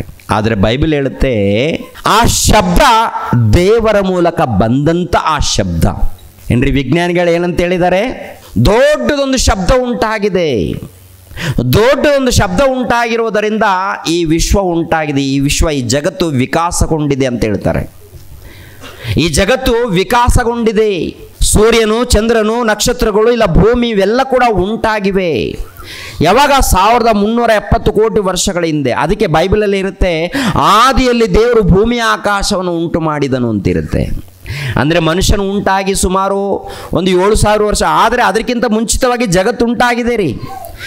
ಆದಿಕಾಂಡ ನೋಡುವಾಗ 6 ದಿನಗಳಂತ ಹೇಳ್ತಾರೆ. ಅದು ನಮ್ಮ ದಿನಗಳಲ್ಲ, ನಾವು ಲೆಕ್ಕ ಮಾಡುವಂಥ ದಿನಗಳಲ್ಲ. ಅದು ದೇವರಿಗೆ ಸಂಬಂಧಪಟ್ಟಂಥ ದಿನಗಳು, ಪ್ರಕೃತಿಗೆ ಸಂಬಂಧಪಟ್ಟಂಥ ದಿನಗಳು. ಆ ವರ್ಷಗಳು ಕೋಟಿ ವರ್ಷಗಳಾಗುತ್ತೆ ಪ್ರಿಯರಾದ ದೇವರ ಮಕ್ಕಳಿರ. ಮನುಷ್ಯನು ಹುಟ್ಟಿ ಕೆಲವು ವರ್ಷಗಳು ಮಾತ್ರ. ಆದರೆ ಜಗತ್ತುಂಟಾಗಿ ಸುಮಾರು ಕೋಟಿ ವರ್ಷಗಳಾಗಿದೆ. ವಿಜ್ಞಾನಿಗಳು ಹೇಳುವಂಥ ಮಾತೇನು ಗೊತ್ತಾ? ಬಿಗ್ ಬ್ಯಾಂಗ್ ಥಿಯರಿ ಅಂತಾರೆ. ದೇವರು ಹೇಳುವಂಥ ಮಾತೇನು ಗೊತ್ತಾ? ನನ್ನ ಮಾತು. ಅವರೇನೆಂದರೆ ದೊಡ್ಡದೊಂದು ಶಬ್ದ ಬಂದಿದೆ ಅಂತ ಹೇಳ್ತಾರೆ. ಆ ಶಬ್ದ ಎಲ್ಲಿಂದ ಬಂತು ನಮಗೆ ಗೊತ್ತಿಲ್ಲ ಅಂತ ಹೇಳ್ತಾರೆ. ಬೈಬಲ್ ಹೇಳುತ್ತೆ ಆ ಶಬ್ದ ದೇವರ ಮಾತಿನಿಂದ ಬಂದಿರುವಂಥ ಶಬ್ದ. ಆದಿಯಲ್ಲಿ ಭೂಮಿ ಆಕಾಶಗಳನ್ನು ಉಂಟಾಗಲಿ, ಭೂಮಿ ಆಕಾಶವನ್ನು ಉಂಟಾಗಲಿ ಅಂತ ಹೇಳಿದರಿಂದ ಉಂಟಾಗಿದೆ ರೀ. ಏನದು? ದೇವರು ಬಾಯಿ ಮಾತಿನಿಂದ, ದೇವರ ಮಾತಿನಿಂದ ಆಕಾಶ ಉಂಟಾಗಲಿ, ಭೂಮಿ ಉಂಟಾಗಲಿ ಎನ್ನುವಂಥ ಮಾತು. ಸೂರ್ಯ, ಚಂದ್ರ, ನಕ್ಷತ್ರಗಳೇ ಉಂಟಾಗಲಿ ಅನ್ನೋ ಮಾತು. ಅಂದರೆ ಮಾತಿನಲ್ಲಿ ಅಷ್ಟೊಂದು ಶಕ್ತಿ ಇದೆಯಾ? ದೇವರ ಮಾತಿನಲ್ಲಿ ಶಕ್ತಿ ಇದೆ ರೀ. ದೇವರ ಮಾತಿನಲ್ಲಿ ಶಕ್ತಿ ಇದೆ. ಆಕಾಶ ದೇವರ ಮಾತನ್ನು ಕೇಳುತ್ತೆ, ಭೂಮಿ ದೇವರ ಮಾತನ್ನು ಕೇಳುತ್ತೆ, ಸೂರ್ಯ, ಚಂದ್ರ, ನಕ್ಷತ್ರಗಳು ದೇವರ ಮಾತನ್ನು ಕೇಳುತ್ತೆ, ಗಿಡಗಳು, ಮರಗಳು, ಪ್ರಾಣಿಗಳು ಪ್ರತಿಯೊಂದು ಕೂಡ ದೇವರ ಮಾತು ಕೇಳುತ್ತೆ ಪ್ರಿಯರೇ, ಪ್ರತಿಯೊಂದು. ಆದರೆ ಮಾತು ಕೇಳದವರು, ದೇವರ ಮಾತನ್ನು ಕೇಳದವರು ಯಾರಾದರೂ ಇದ್ದಾರಂತ ನೋಡುವಾಗ ಈ ಜಗತ್ತಿನಲ್ಲಿ ಮನುಷ್ಯನು ಮಾತ್ರ. ಯಾಕೆಂದರೆ ಮನುಷ್ಯನಿಗೆ ಸ್ವಾತಂತ್ರ್ಯವನ್ನು ಕೊಟ್ಟಿದ್ದಾನೆ, ಜ್ಞಾನವನ್ನು ಕೊಟ್ಟಿದ್ದಾನೆ, ತನ್ನ ಹೋಲಿಕೆಯನ್ನು ಕೊಟ್ಟಿದ್ದಾನೆ, ಸ್ವತಂತ್ರವನ್ನು ಕೊಟ್ಟಿದ್ದಾನೆ. ಸ್ವಾತಂತ್ರ್ಯವನ್ನು ಪಡೆದಿರುವಂಥ ಈ ಮನುಷ್ಯ ಏನಾಗಿದ್ದಾನಂತ ನೋಡುವಾಗ ದೇವರನ್ನು ಬಿಟ್ಟಿದ್ದಾನೆ, ಮಾಡಬಾರದ ಪಾಪಗಳನ್ನು ಮಾಡಿದ್ದಾನೆ, ಅನೇಕ ದೇವತೆಗಳನ್ನು ಉಂಟು ಮಾಡಿಕೊಂಡಿದ್ದಾನೆ, ಸೃಷ್ಟಿಕರ್ತನನ್ನು ಮರೆ ಮಾಡಿದ್ದಾನೆ. ಸೃಷ್ಟಿಕರ್ತನನ್ನು ಏನು ಮಾಡಿದ್ದಾನಂತ ನೋಡುವಾಗ ಮರೆ ಮಾಡಿರುವಂಥದ್ದು. ಪ್ರಿಯರಾದ ದೇವರ ಮಕ್ಕಳಿರ, ಆಲೋಚನೆ ಮಾಡಿ. ಯೇಸು ಕ್ರಿಸ್ತರನ್ನ ಯಾವಾಗ ನೇಮಿಸಿದಾರಂತ ನೋಡುವಾಗ, ಆತನು ಜಗದುತ್ಪತ್ತಿಗೆ ಮೊದಲೇ ಗೊತ್ತು ಮಾಡಲ್ಪಟ್ಟು ಅಂತ್ಯಕಾಲದಲ್ಲಿ ನಿಮಗಾಗಿ ಪ್ರತ್ಯಕ್ಷನಾದನು. ಅಂತ್ಯಕಾಲದಲ್ಲಿ ಅಂದರೆ 1ನೇ ಶತಮಾನದಲ್ಲಿ ಪ್ರತ್ಯಕ್ಷನಾಗಿದ್ದಾನೆ. ಯಾವಾಗ ಗೊತ್ತು ಮಾಡಲ್ಪಟ್ಟಿದ್ದಾನೆ, ಯಾವಾಗ ನೇಮಿಸಲ್ಪಟ್ಟಿದ್ದಾನೆ ಅಂತ ನೋಡುವಾಗ ಜಗತ್ತುಂಟಾಗಲಾರ್ದು ಮೊದಲು. ನಿನ್ನೆ ಮೊನ್ನೆ ಹುಟ್ಟಿದಂಥ ದೇವರಲ್ಲ, ಜಗತ್ತುಂಟಾಗಲಾರ್ದು ಮೊದಲು ಆತನು ನೇಮಿಸಲ್ಪಟ್ಟಿದ್ದಾನೆ. ಭೂಲೋಕಕ್ಕೆ ಬರಬೇಕೆಂದು, ರಕ್ಷಣೆ ಮಾರ್ಗವನ್ನು ತಿಳಿಸಬೇಕೆಂದು, ಮರಿಯಳ ಗರ್ಭದಲ್ಲಿ ಹುಟ್ಟಬೇಕೆಂದು, ಸುವಾರ್ತೆ ಮಾಡಬೇಕೆಂದು, ಕೊನೆಯದಾಗಿ ತನ್ನ ಮಕ್ಕಳಿಗೋಸ್ಕರ ಪ್ರಾಣ ತ್ಯಾಗ ಮಾಡಬೇಕೆಂದು. ಲೋಕನ ಬರೆದ ಸುವಾರ್ತೆ 1ನೇ ಅಧ್ಯಾಯ 26ನೇ ವಚನವನ್ನು ನೋಡಿ ಪ್ರೇರಿ. 1ನೇ ಅಧ್ಯಾಯ, ಲೋಕನ ಬರೆದ ಸುವಾರ್ತೆ 1ನೇ ಅಧ್ಯಾಯ 26ನೇ ವಚನವನ್ನು ನೋಡಿ ಪ್ರಿಯರೇ. 6ನೆಯ ತಿಂಗಳಲ್ಲಿ ದೇವರು ಗಬ್ರಿಯೇಲ್ ಎಂಬ ತನ್ನ ದೂತನನ್ನು ಗಲಿಲಾಯ ಸೀಮೆಯ ನಜರೇತ್ ಎಂಬ ಊರಿಗೆ ಒಬ್ಬ ಕನ್ಯೆಯ ಬಳಿಗೆ ಕಳಿಸಿದನು. ಆ ಕನ್ಯೆಯ ಹೆಸರು ಮರಿಯಳು. ಆಕೆಯು ದಾವೀದನ ಮನೆತನದ ಯೋಸೇಫನೆಂಬ ಪುರುಷನಿಗೆ ನಿಶ್ಚಿತಾರ್ಥವಾಗಿದ್ದಳು. ಆ ದೂತನು ಆಕೆಯ ಬಳಿಗೆ ಬಂದು, ದೇವರ ದಯ ಹೊಂದಿದವಳೇ, ನಿನಗೆ ಶುಭವಾಗಲಿ, ಕರ್ತನು ನಿನ್ನ ಸಂಗಡ ಇದ್ದಾನೆ ಅಂದನು. ಆಕೆಯು ಆ ಮಾತಿಗೆ ತತ್ತರಿಸಿ ಇದೆಂಥ ಆಶೀರ್ವಾದ ಎಂದು ಯೋಚನೆ ಮಾಡುತ್ತಿರಲಾಗಿ, ಆ ದೂತನು ಆಕೆಗೆ, ಮರಿಯಳೇ ಹೆದರಬೇಡ, ನಿನಗೆ ದೇವರ ದಯೆ ದೊರಕಿತು. ಇಗೋ, ನೀನು ಗರ್ಭಿಣಿಯಾಗಿ ಒಬ್ಬ ಮಗನನ್ನು ಹೆರುವಿ, ಆತನಿಗೆ ಯೇಸು ಎಂದು ಹೆಸರಿಡಬೇಕು. ಆತನು ಮಹಾಪುರುಷನಾಗಿ ಪರಾತ್ಪರನ ಕುಮಾರನೆನಿಸಿಕೊಳ್ಳುವನು. ಇದಲ್ಲದೆ ದೇವರಾಗಿರುವ ಕರ್ತನು ಆತನ ಮೂಲಪಿತನಾದ ದಾವೀದನ ಸಿಂಹಾಸನವನ್ನು ಆತನಿಗೆ ಕೊಡುವನು. ಆತನು ಯಾಕೋಬನ ವಂಶವನ್ನು ಸದಾಕಾಲ ಆಳುವನು. ಆತನ ರಾಜ್ಯಕ್ಕೆ ಅಂತ್ಯವೇ ಇಲ್ಲ.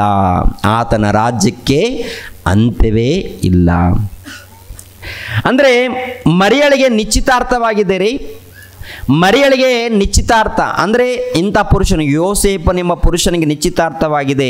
ನಿಶ್ಚಿತಾರ್ಥವಾದಾಗ ಏನ್ರಿ, ದೇವದೂತನು ಬಂದು ಹೇಳುವಂಥ ಮಾತೇನೆಂದರೆ, ಅಮ್ಮ ಮರಿಯಳೇ, ದೇವರ ದಯ ಹೊಂದಿದವಳೇ, ನಿನಗೆ ಶುಭವಾಗಲಿ. ಏನಯ್ಯ ಅದು? ನೀನೊಬ್ಬ ಮಗನನ್ನು ಪಡಿತೀಯಮ್ಮ. ಅದೇಗೆ ಇನ್ನೂ ನಾನು ಪುರುಷನನ್ನು ಅರ್ತಿಲ್ವಲ್ಲ? ದೇವರ ಮೂಲಕ ಅಮ್ಮ, ದೇವರ ಮೂಲಕ, ದೇವರ ಕೃಪೆ ಮೂಲಕ, ದೇವರ ಕೃಪೆ ಮೂಲಕ ನೀನು ಗರ್ಭವನ್ನು ಧರಿಸ್ತೀಯಮ್ಮ. ಯಾಕೆಂದರೆ ನಿನ್ನ ಗರ್ಭದಲ್ಲಿ ಹುಟ್ಟುವಂಥ ಶಿಶು ಮೂಲಕ ಲೋಕಕ್ಕೆ ರಕ್ಷಣೆ ಇದೆ, ಪಾಪ ಕ್ಷಮಾಪಣೆ ಇದೆ, ಆತನು ಬರಬೇಕು. ಆದ್ದರಿಂದ ದೇವರು ನಿನ್ನನ್ನು ಆರಿಸಿಕೊಂಡಿದ್ದಾನಮ್ಮ, ನಿನ್ನನ್ನು ಆರಿಸಿಕೊಂಡಿದ್ದಾನೆ. ಯಾಕೆಂದರೆ ನೀನು ಪರಿಶುದ್ಧಳು, ನೀತಿವಂತಳು ಆಗಿರುವುದರಿಂದ ದೇವರು ನಿನ್ನನ್ನು ನೋಡಿ ನಿನ್ನನ್ನು ಆರಿಸಿಕೊಂಡಿದ್ದಾನೆ. ನಿನ್ನ ಗರ್ಭದ ಮೂಲಕ ಲೋಕರಕ್ಷಕನು ಹುಟ್ಟುತ್ತಾ ಇದ್ದಾನೆ. ಈ ಮಾತನ್ನು ಕೇಳಿದ ಮೇಲೆ ಆಕೆ ಆಶ್ಚರ್ಯ ಪಡ್ತಾಳೆ. ಆಮೇಲೆ ಹೇಗಾಗುತ್ತೆ ಅಂತ ಅಂದಾಗ ಅವಾಗ ದೂತನು ಹೇಳ್ತಾನೆ, ಅಮ್ಮ ಈ ಥರ ಆಗುತ್ತೆ, ಪವಿತ್ರ ಆತ್ಮನ ನೆರಳು ನಿನ್ನ ಮೇಲೆ ಬರುವಂಥದ್ದು, ದೇವರ ದಯೆ ನಿನ್ನ ಮೇಲೆ ಇರುವಂಥದ್ದು. ಆಯಿತು ಅಂದಾಗ ಈ ವಿಷಯ ಯೋಸೇಫನಿಗೆ ಗೊತ್ತಾಗುತ್ತೆ. ಕೆಲವು ದಿನಗಳು ಅಂದರೆ ಗರ್ಭ ಬಂದ ಮೇಲೆ, ಆಮೇಲೆ ಕೆಲವು ದಿನಗಳಾದಮೇಲೆ ಗೊತ್ತಾಗುತ್ತೆ. ಗೊತ್ತಾದ ಮೇಲೆ ಆ ಯೋಸೇಫನ ಏನು ಮಾಡ್ತಾನೆ, ಬಿಟ್ಟು ಬಿಡಬೇಕು ಎಂಬುವಂಥ ಆಲೋಚನೆ. ಯಾಕೆ ಬಿಟ್ಟು ಬಿಡಬೇಕು ಅಂದರೆ ಯೋಸೇಫನಿಗೆ ಗೊತ್ತಿಲ್ವಾ? ಲೋಕ ರಕ್ಷಕನು, ಪಾಪ ವಿಮೋಚಕನು, ಮೆಸ್ಸಯ್ಯನು ಹುಟ್ಟುತ್ತಾನೆ ಮರಿಯಳ ಮೂಲಕ ಅಂತ ಗೊತ್ತಿಲ್ಲ. ಆತನಿಗೆ ಗೊತ್ತಿಲ್ಲ. ಆತನಿಗೆ ಯಾರು ಬಂದು ಹೇಳಿಲ್ಲ, ಪ್ರವಾದಿ ಹೇಳಿಲ್ಲ, ದೇವದೂತನು ಬಂದು ಹೇಳಿಲ್ಲ. ಒಟ್ಟಿನಲ್ಲಿ ಈಕೆ ಗರ್ಭ ಧರಿಸಿರುವುದರಿಂದ ಈಕೆಯನ್ನು ನಾನು ಹೇಗೆ ಸ್ವೀಕರಿಸಲಿ ಅಂತೇಳಿ ಒಳಗೆ ಆಕೆಯನ್ನು ಬಿಟ್ಟು ಬಿಡಬೇಕು ಎಂಬುವಂಥ ಯೋಚನೆ. ಅಂದರೆ ಆಕೆಯನ್ನು ಅವಮಾನ ಪಡಿಸದೆ ಬಿಟ್ಟು ಬಿಡಬೇಕು. ಅಂದರೆ ಏನು ಅಂದುಕೊಂಡಿದ್ದಾನೆ ಈತನು?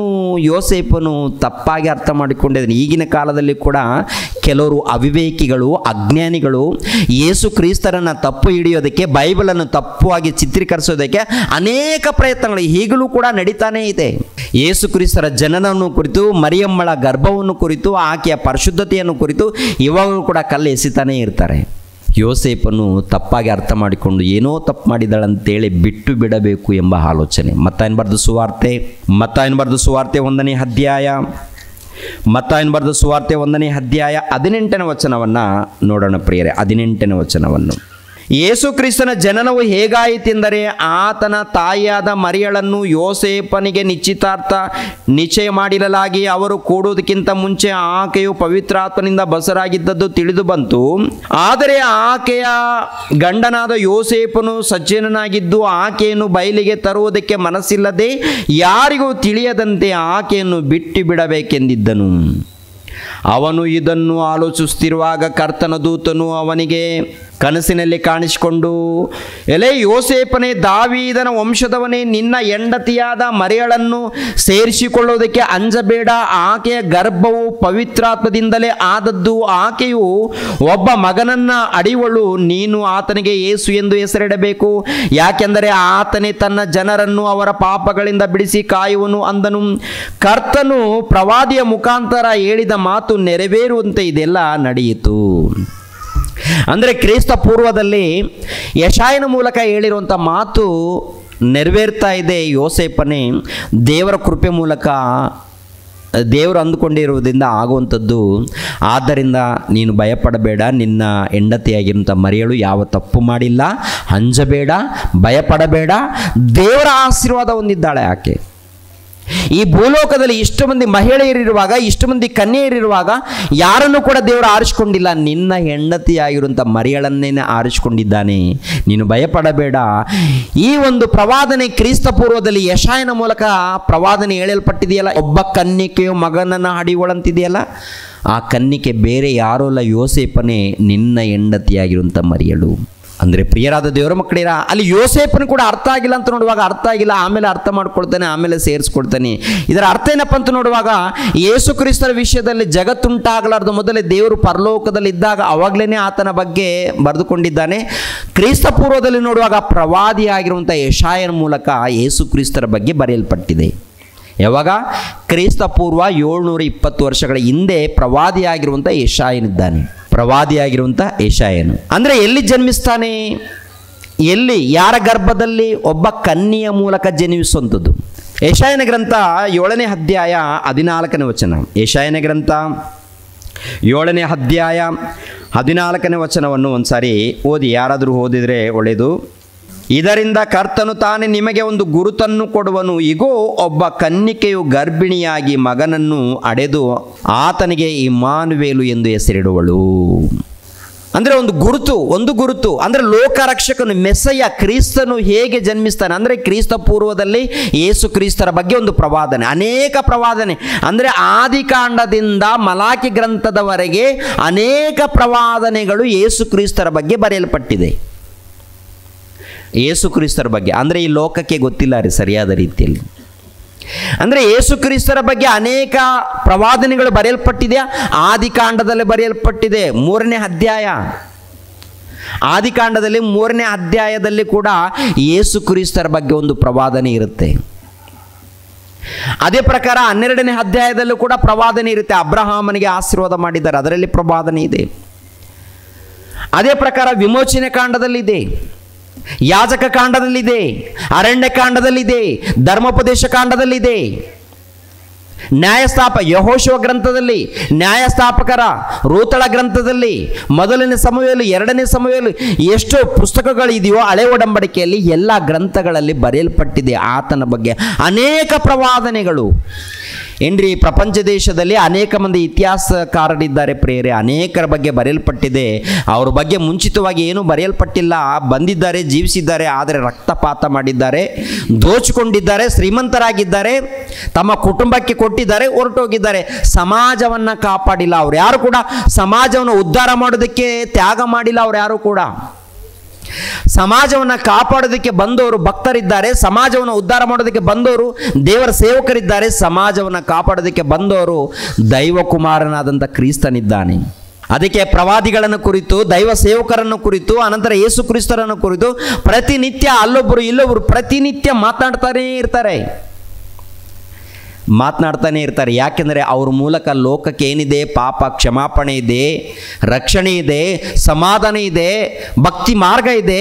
ಅವ್ರನ್ನ ನೋಡಿದಾಗ ನಮಗೂ ಕೂಡ ಭಕ್ತಿ ಮಾರ್ಗ ಉಂಟಾಗುತ್ತಂತೇಳಿ ತಿಳ್ಕೊಳ್ತಾ ಇದ್ದಾರೆ ಪ್ರಿಯರ ದೇವ್ರ ಮಕ್ಕಳಿರ. ಅಂದರೆ ಯೇಸು ಕ್ರಿಸ್ತರ ಬಗ್ಗೆ ಜಗತ್ತು ಉಂಟಾಗಲಾರ್ದು ಮುಂಚಿತವಾಗಿ ಬರೆಯಲ್ಪಟ್ಟಿದೆ. ಆನಂತರ ಮನುಷ್ಯರು ಉಂಟಾದ ಮೇಲೆ ಧರ್ಮಶಾಸ್ತ್ರ ಕೊಡಲ್ಪಡುತ್ತೆ. ಕ್ರಿಸ್ತ ಪೂರ್ವದಲ್ಲಿ ಅನೇಕ ಸಾರಿ ಯೇಸು ಕ್ರಿಸ್ತರ ಬಗ್ಗೆ ಪ್ರವಾದನೆ ಮುಂಚಿತವಾಗಿ ಪ್ರವಾದನೆ. ಯಾರ ಗರ್ಭದಲ್ಲಿ ಹುಟ್ಟುತ್ತಾರೆ, ಯಾವ ಪ್ರಾಂತದಲ್ಲಿ ಹುಟ್ಟುತ್ತಾರೆ, ಹುಟ್ಟಿದ ಮೇಲೆ ಆತನು ಹೇಗೆ ಜನ್ಮಿಸ್ತಾನೆ, ಹೇಗೆ ಜೀವಿಸ್ತಾನೆ. ನೋಡಿ ಪ್ರಿಯರಾದ ದೇವರ ಮಕ್ಕಳಿರ, ಅದೇ ಯೆಶಾಯನ ಗ್ರಂಥ 9ನೇ ಅಧ್ಯಾಯ 6ನೇ ವಚನ. ಒಂದು ಮಗು ನಮಗಾಗಿ ಹುಟ್ಟಿದೆಯಷ್ಟೇ, ವರದ ಮಗನು ನಮಗೆ ದೊರೆತನು, ಆಡಳಿತವು ಆತನ ಬಾಹುವಿನ ಮೇಲೆ ಇರುವುದು. ಅದ್ಭುತ ಸ್ವರೂಪನು, ಆಲೋಚನೆ ಕರ್ತನು, ಪರಾಕ್ರಮಿಯಾದ ದೇವರು, ನಿತ್ಯನಾದ ತಂದೆ, ಸಮಾಧಾನದ ಪ್ರಭು ಎಂಬವು ಆತನ ಹೆಸರು. ಅಂದರೆ ಆತನ ಅದ್ಭುತ ಸ್ವರೂಪನು, ಆಲೋಚನೆ ಕರ್ತನು, ಪರಾಕ್ರಮಿಯಾದ ದೇವರು, ನಿತ್ಯನಾದ ತಂದೆ, ಸಮಾಧಾನದ ಪ್ರಭು. ಆತನು ಅಂದರೆ ಯಾರು ಮಾಡ್ತಾರೆ? ದೇವರು ಕಳಿಸ್ಕೊಡ್ತಾ ಇದ್ದಾರೆ. ಆತನ ಮುಖಾಂತರ ದಾವಿದನ ಸಿಂಹಾಸನ ಆಡಳಿತವು ಅಭಿವೃದ್ಧಿಯಾಗುವುದು. ದಾವಿದನ ರಾಜ್ಯದಲ್ಲಿ ನಿತ್ಯ ಸಮಾಧಾನವಿರುವುದು. ಆ ರಾಜ್ಯವು ಇಂದಿನಿಂದ ಯಾವಾಗಲೂ ನೀತಿ ನ್ಯಾಯಗಳ ಮೂಲಕ ಸ್ಥಾಪಿತವಾಗಿ ಸ್ಥಿರಗೊಳ್ಳುವುದು. ಸೇನಾಧೀಶ್ವರನಾದ ಯೆಹೋವನ ಅನುಗ್ರಹವು ಇದನ್ನು ನೆರವೇರಿಸುವುದು ಅಂತ. 42ನೇ ಅಧ್ಯಾಯ ನೋಡಿ, ಅದೇ ಯೆಶಾಯನ ಗ್ರಂಥ 42ನೇ ಅಧ್ಯಾಯ. ಈಗೋ ನನ್ನ ಸೇವಕನು, ಇವನಿಗೆ ನಾನೇ ಆಧಾರ, ಇವನು ನನಗೆ ಇಷ್ಟನು, ನನ್ನ ಪ್ರಾಣಪ್ರಿಯನು, ಇವನಲ್ಲಿ ನನ್ನ ಆತ್ಮವನ್ನು ಇರಿಸಿದ್ದೇನೆ. ಈತನು ಅನ್ಯ ಜನಗಳಲ್ಲಿಯೂ ಸದ್ಧರ್ಮವನ್ನು ಪ್ರಚಾರಪಡಿಸುವನು. ಈತನು ಕೂಗಾಡುವುದಿಲ್ಲ, ಆರ್ಭಟಿಸುವುದಿಲ್ಲ, ಬೀದಿಗಳಲ್ಲಿ ಈತನ ಧ್ವನಿಯು ಕೇಳಿಸುವುದಿಲ್ಲ. ಜಜ್ಜಿದ ದಂಟನ್ನು ಮುರಿದು ಹಾಕದೆ, ಕಳೆಗುಂದಿದ ದೀಪವನ್ನು ನಂದಿಸದೆ, ಸದ್ಧರ್ಮವನ್ನು ಪ್ರಚುರಪಡಿಸಿ ಸಿದ್ಧಿಗೆ ತರುವನು. ಲೋಕದಲ್ಲಿ ಸದ್ಧರ್ಮವನ್ನು ಸ್ಥಾಪಿಸುವ ತನಕ ಈತನು ಕಳೆಗುಂದುವುದೇ ಇಲ್ಲ, ಜಜ್ಜು ಹೋಗೋದೆಯೂ ಇಲ್ಲ ಅಂತ. ಅಂದರೆ ಈತನ ಯಾರು? ದೈವಕುಮಾರನಾಗಿರುವಂಥ ಈತನು ಕನ್ಯೆಯ ಮೂಲಕ ಜನ್ಮಿಸ್ತಾನೆ. ಆತನ ಮೂಲಕ ಸಮಾಧಾನ ಇರುತ್ತೆ, ನೆಮ್ಮದಿ ಇರುತ್ತೆ, ಪರಾಕ್ರಮೆಯಾದಂಥ ದೇವರು. ಆತನು ಈ ಲೋಕದಲ್ಲಿ ಒಳ್ಳೆ ರೀತಿಯಿಂದ ಜೀವಿಸ್ತಾನೆ, ದೇವರ ಧರ್ಮವನ್ನು ಸ್ಥಾಪಿಸ್ತಾನೆ. ಆ ನಂತರ ಹೇಗೆ ಮರಣ ಹೊಂದುತ್ತಾನೆ ಅದು ಕೂಡ ಇದೆಯಾ? ಹೇಗೆ ಮರಣ ಹೊಂದುತ್ತಾನೆ ಎನ್ನುವಂಥದ್ದು ಕೂಡ ಇದೆಯಾ ಇಲ್ಲವಂತ ನೋಡುವಾಗ ಯೆಶಾಯನ ಗ್ರಂಥ 53ನೇ ಅಧ್ಯಾಯ 4ನೇ ವಚನ. ನಿಜವಾಗಿಯೂ ನಮ್ಮ ಸಂಕಷ್ಟಗಳನ್ನು ಆತನು ಅನುಭವಿಸಿದನು, ಆತನು ಹೊತ್ತ ಹೊರೆಯು ನಮ್ಮ ಸಂಕಷ್ಟವೇ ಹೌದು. ನಾವಾದರೋ ಆತನು ದೇವರಿಂದ ಬಾಧಿತನು, ಪೆಟ್ಟು ತಿಂದವನು, ಕುಗ್ಗಿಸಲ್ಪಟ್ಟವನು ಎಂದು ಭಾವಿಸಿಕೊಂಡೆವು. ನಮ್ಮ ದ್ರೋಹಗಳ ದೆಸೆಯಿಂದ ಆತನಿಗೆ ಗಾಯವಾಯಿತು, ನಮ್ಮ ಅಪರಾಧಗಳ ನಿಮಿತ್ತ ಆತನು ಜಜ್ಜಲ್ಪಟ್ಟನು. ನಮಗೆ ಸುಕ್ಷೇಮವನ್ನುಂಟು ಮಾಡುವ ದಂಡನೆಯನ್ನು ಆತನು ಅನುಭವಿಸಿದನು. ಆತನ ಬಾಸುಂಡೆಗಳಿಂದ ನಮಗೆ ಗುಣವಾಯಿತು. ನಾವೆಲ್ಲರೂ ಕುರಿಗಳಂತೆ ದಾರಿ ತಪ್ಪಿ ತೊಳಲುತ್ತಿದ್ದೆವು, ಪ್ರತಿಯೊಬ್ಬನು ತನ್ನ ತನ್ನ ದಾರಿ ಹಿಡಿಯುತ್ತಿದ್ದನು. ನಮ್ಮೆಲ್ಲರ ದೋಷ ಫಲವನ್ನು ಯೆಹೋವನು ಆತನ ಮೇಲೆ ಹಾಕಿದನು. ನಮ್ಮ ದ್ರೋಹಗಳ ದೆಸೆಯಿಂದ ಆತನಿಗೆ ಗಾಯವಾಯಿತು, ನಮ್ಮ ಅಪರಾಧಗಳ ನಿಮಿತ್ತ ಆತನು ಜಜ್ಜಲ್ಪಟ್ಟನು. ನಮಗೆ ಸುಕ್ಷೇಮವನ್ನು ಉಂಟು ಮಾಡುವ ದಂಡನೆಯನ್ನು ಆತನು ಅನುಭವಿಸಿದನು. ಅಂದರೆ ನೋಡಿ ಪ್ರಿಯರಾದ ದೇವರ ಮಕ್ಕಳಿರ, ನಾವು ಪಾಪ ಮಾಡಿರೋದರಿಂದ ನಮಗೆ ದಂಡನೆ ಆಗಬೇಕು, ನಮ್ಮನ್ನು ಏನ್ರಿ ದಂಡಿಸಬೇಕು, ನಮ್ಮನ್ನು ಹೊಡಿಬೇಕು ಲೆಕ್ಕಕ್ಕೆ. ಆದರೆ ಇವೆಲ್ಲವನ್ನು ಕೂಡ ಯಾರು ಒತ್ತಿದ್ದಾರೆ ಅಂತ ನೋಡುವಾಗ ಪ್ರಭು. ಅಂದರೆ ಆತನ ಜನನ ಎಲ್ಲಿ ಆಗುತ್ತೆ, ಆತನ ಜನನ ಯಾರ ಮೂಲಕ ಆಗುತ್ತೆ, ಆತನು ಹೇಗೆ ಜೀವಿಸ್ತಾನೆ, ಆತನು ಹೇಗೆ ಮರಣ ಹೊಂದುತ್ತಾನೆ ಎನ್ನುವಂಥ ವಿಷಯ ಕ್ರೈಸ್ತ ಪೂರ್ವದಲ್ಲಿ ಮುಂಚಿತವಾಗಿಯೇ ಬರೆಯಲ್ಪಟ್ಟಿದೆ. ಯಾವಾಗ? ಕ್ರೈಸ್ತ ಪೂರ್ವ ಮುಂಚಿತವಾಗಿಯೇ ಬರೆಯಲ್ಪಟ್ಟಿದೆ. ಮುಂಚಿತವಾಗಿ ಬರೆಯಲ್ಪಟ್ಟ ಪ್ರಕಾರ ಯೇಸು ಕ್ರಿಸ್ತರು ಮರಿಯಮ್ಮಳ ಗರ್ಭದ ಮೂಲಕ ಜನಿಸ್ತಾನೆ. ಜನಿಸಿದಾಗ ಕೂಡ ಒಂದು ಸಾಕ್ಷಿಯನ್ನು ತೋರಿಸ್ತಾನೆ. ಜನಿಸಿದಾಗ ಪ್ರಿಯರ ದೇವ್ರ ಮಕ್ಕಳಿರ ಏನ್ರಿ, ಲೂಕನು ಇದ್ದಾನೆ ನೋಡಿ. ಲೂಕನ ಯಾರು ಗೊತ್ತಾ? ಲೂಕನ ಗ್ರಂಥ ಇದೆಯಲ್ಲ, ಲೂಕನ ಗ್ರಂಥ ಇದೆಯೋ, ಲೂಕನು ಒಬ್ಬ ವೈದ್ಯನು, ಒಬ್ಬ ಡಾಕ್ಟರ್ ಆತನು. ಎರಡನೇದಾಗಿ ಆತನು ಇತಿಹಾಸಕಾರನು. ಎರಡನೇದಾಗಿ ಆತನು ಇತಿಹಾಸಕಾರನಂದರೆ ಇತಿಹಾಸ ಏನು ಗೊತ್ತಾ? ಇತಿಹಾಸ ಅಂದರೆ ಯೇಸು ಪ್ರಭು ಹುಟ್ಟಿದಂಥ ಆ ಕಾಲದಲ್ಲಿ ಅರಸನು ಯಾರಿದ್ದಾರೆ, ಅಂದರೆ ಯೆಹೂದ್ಯರಿಗೆ ಅರಸನು ಯಾರಿದ್ದಾರೆ, ಆ ಕಾಲದಲ್ಲಿ ರೋಮಾ ಸಾಮ್ರಾಜ್ಯವನ್ನು ಪರಿಪಾಲನೆ ಮಾಡುವಂಥ ಚಕ್ರವರ್ತಿಗಳು ಯಾರಿದ್ದಾರೆ, ಹುಟ್ಟಿದಾಗ ಯಾರಿದ್ದಾರೆ, ಜೀವಿಸುವಂಥ ಆ ಕಾಲದಲ್ಲಿ ಯಾರಿದ್ದಾರೆ, ಮರಣಿಸುವಂಥ ಆ ಕಾಲದಲ್ಲಿ ಯಾರಿದ್ದಾರೆ ಅಂತೇಳಿ ಲೂಕನು ಸ್ಪಷ್ಟವಾಗಿ ಅರ್ಥ ಆಗುವಂಥ ರೀತಿಯಲ್ಲಿ ಬರಿತಾನೆ. ಏನ್ರಿ, ಯೇಸು ಕ್ರಿಸ್ತರನ್ನು ತಪ್ಪು ಹಿಡಿಬೇಕೆಂದು ಕೆಲವರು ಇತಿಹಾಸಕಾರರು ಬೈಬಲ್ ಗ್ರಂಥವನ್ನು ಬೇಕು ಅಂತೇಳಿ ತಪ್ಪು ಹಿಡಿಬೇಕಂತೇಳಿ ಮತ್ತಾಯನ ಬರೆದ ಸುವಾರ್ತೆ, ಲೂಕನ ಬರೆದ ಸುವಾರ್ತೆ, ಮಾರ್ಕನ ಬರೆದ ಸುವಾರ್ತೆ, ಅಪೊಸ್ತಲರ ಕೃತ್ಯಗಳು, ಯೋಹಾನ್ ಬರೆದ ಸುವಾರ್ತೆ ಓದಿದಾಗ ಏನ್ರಿ ಕೆಲವರು ಇತಿಹಾಸಕಾರರು ಆಶ್ಚರ್ಯ ಪಡ್ತಾರೆ. ಇದರಲ್ಲಿ ನಿಜ ಇದೆ ಅಂತ ಯಾವಾಗ ಒಪ್ಪಿಕೊಳ್ತಾರಂತ ನೋಡುವಾಗ, ಯೇಸು ಕ್ರಿಸ್ತರು ಹುಟ್ಟಿದಂಥ ಆ ಕಾಲ 1ನೇ ಶತಮಾನ. ಯಾವಾಗ, ಯಾರ ಕಾಲ, ಯಾರು ಪರಿಪಾಲನೆ ಮಾಡ್ತಾ ಇದ್ರು, ಯಾರಿದ್ರು ಆಳ್ವಿಕೆ ಮಾಡೋರು ಅಂತೇಳಿ ಅದ್ಭುತ ರೀತಿಯಲ್ಲಿ ಬಿಡಿಸಿ ಹೇಳಿದ್ದಾರೆ ಪ್ರಿಯರೇ. ಲೂಕನು 2ನೇ ಅಧ್ಯಾಯ, ಲೂಕನ ಬರೆದ ಸುವಾರ್ತೆ 2ನೇ ಅಧ್ಯಾಯ, ಲೂಕನ ಬರೆದ ಸುವಾರ್ತೆ 2ನೇ ಅಧ್ಯಾಯ ಚೆನ್ನಾಗಿ ಆಲೋಚನೆ ಮಾಡಿ, ಯಾಕಂದರೆ ನಿಮಗೆ ಅರ್ಥ ಆಗುವಂಥ ರೀತಿಯಲ್ಲಿ ನಾನು ಮಾತನಾಡ್ತಾ ಇದ್ದೀನಿ. ಕೊನೆ ತನಕ ನೋಡಿದರೆ ಆಶ್ಚರ್ಯವಾಗುತ್ತೆ, ಗಮನಿಸಬೇಕು. ಆ ಕಾಲದಲ್ಲಿ ರಾಜ್ಯವೆಲ್ಲ ಕಾನೇಶುಮಾರಿ ಬರೆಸಿಕೊಳ್ಳಬೇಕೆಂಬ ಆಜ್ಞೆಯು ಚಕ್ರವರ್ತಿಯಾದ ಔಗುಸ್ತನಿಂದ ಹೊರಟಿತು. ಚಕ್ರವರ್ತಿಯಾದ ಔಗುಸ್ತನಿಂದ ಹೊರಟಿತು ಅಂದರೆ, ಚಕ್ರವರ್ತಿಯಾದ ಔಗುಸ್ತನ್ ಅಂದರೆ ಟೋಟಲ್ ಪ್ರಪಂಚ ದೇಶವನ್ನು ಆಳುವಂಥ ಒಬ್ಬ ಅರಸನಿದ್ದಾನೆ 1ನೇ ಶತಮಾನದಲ್ಲಿ. ರೋಮಾ ಸಾಮ್ರಾಜ್ಯವನ್ನು ಆಳುವಂಥ ಅರಸನು, ಆತನ ಹೆಸರು ಔಗುಸ್ತನು, ಅಂದರೆ ಅಗಸ್ಟಸ್ ಅಂತ. ಅಂದರೆ ಅಗಸ್ಟಸ್ ಎಂಬ ಒಬ್ಬ ಚಕ್ರವರ್ತಿ. ಯಾವ ಸಾಮ್ರಾಜ್ಯ ಅಂತ ನೋಡುವಾಗ ರೋಮಾ ಸಾಮ್ರಾಜ್ಯ. ರೋಮಾ ಸಾಮ್ರಾಜ್ಯ ಬರೋದಕ್ಕಿಂತ ಮುಂಚೆ ಗ್ರೀಕು ಸಾಮ್ರಾಜ್ಯ ಇದೆ. ಗ್ರೀಕು ಸಾಮ್ರಾಜ್ಯ ಬರೋದಕ್ಕಿಂತ ಮುಂಚೆ ಪಾರಸಿಕ ಸಾಮ್ರಾಜ್ಯ ಇದೆ. ಪಾರಸಿಕ ಸಾಮ್ರಾಜ್ಯ ಬರೋದಕ್ಕಿಂತ ಮುಂಚೆ ಬ್ಯಾಬಿಲೋನ್ ಸಾಮ್ರಾಜ್ಯ ಇದೆ. ಪ್ರಪಂಚ ದೇಶಗಳನ್ನು ಆಳಿರುವಂಥ ಸಾಮ್ರಾಜ್ಯಗಳಿವು 4 ಸಾಮ್ರಾಜ್ಯಗಳು. ಅಂದರೆ ಪ್ರಪಂಚ ದೇಶವನ್ನು ಆಳಿರುವಂಥ ಸಾಮ್ರಾಜ್ಯಗಳು 4 ಸಾಮ್ರಾಜ್ಯಗಳಿದೆ. ಬ್ಯಾಬಿಲೋನ್ ಸಾಮ್ರಾಜ್ಯ, ಮೇದ್ಯರ ಪಾರಸಿಯ ಸಾಮ್ರಾಜ್ಯ, ಗ್ರೀಕು ಸಾಮ್ರಾಜ್ಯ, ರೋಮಾ ಸಾಮ್ರಾಜ್ಯ. ಈ ರೋಮಾ ಸಾಮ್ರಾಜ್ಯ ಆಳ್ವಿಕೆ ಕಾಲದಲ್ಲಿ ಯೇಸು ಕ್ರಿಸ್ತರು ಜನಿಸಿದ್ದಾರೆ, ಈ ಲೋಕಕ್ಕೆ ಬಂದಿದ್ದಾರೆ.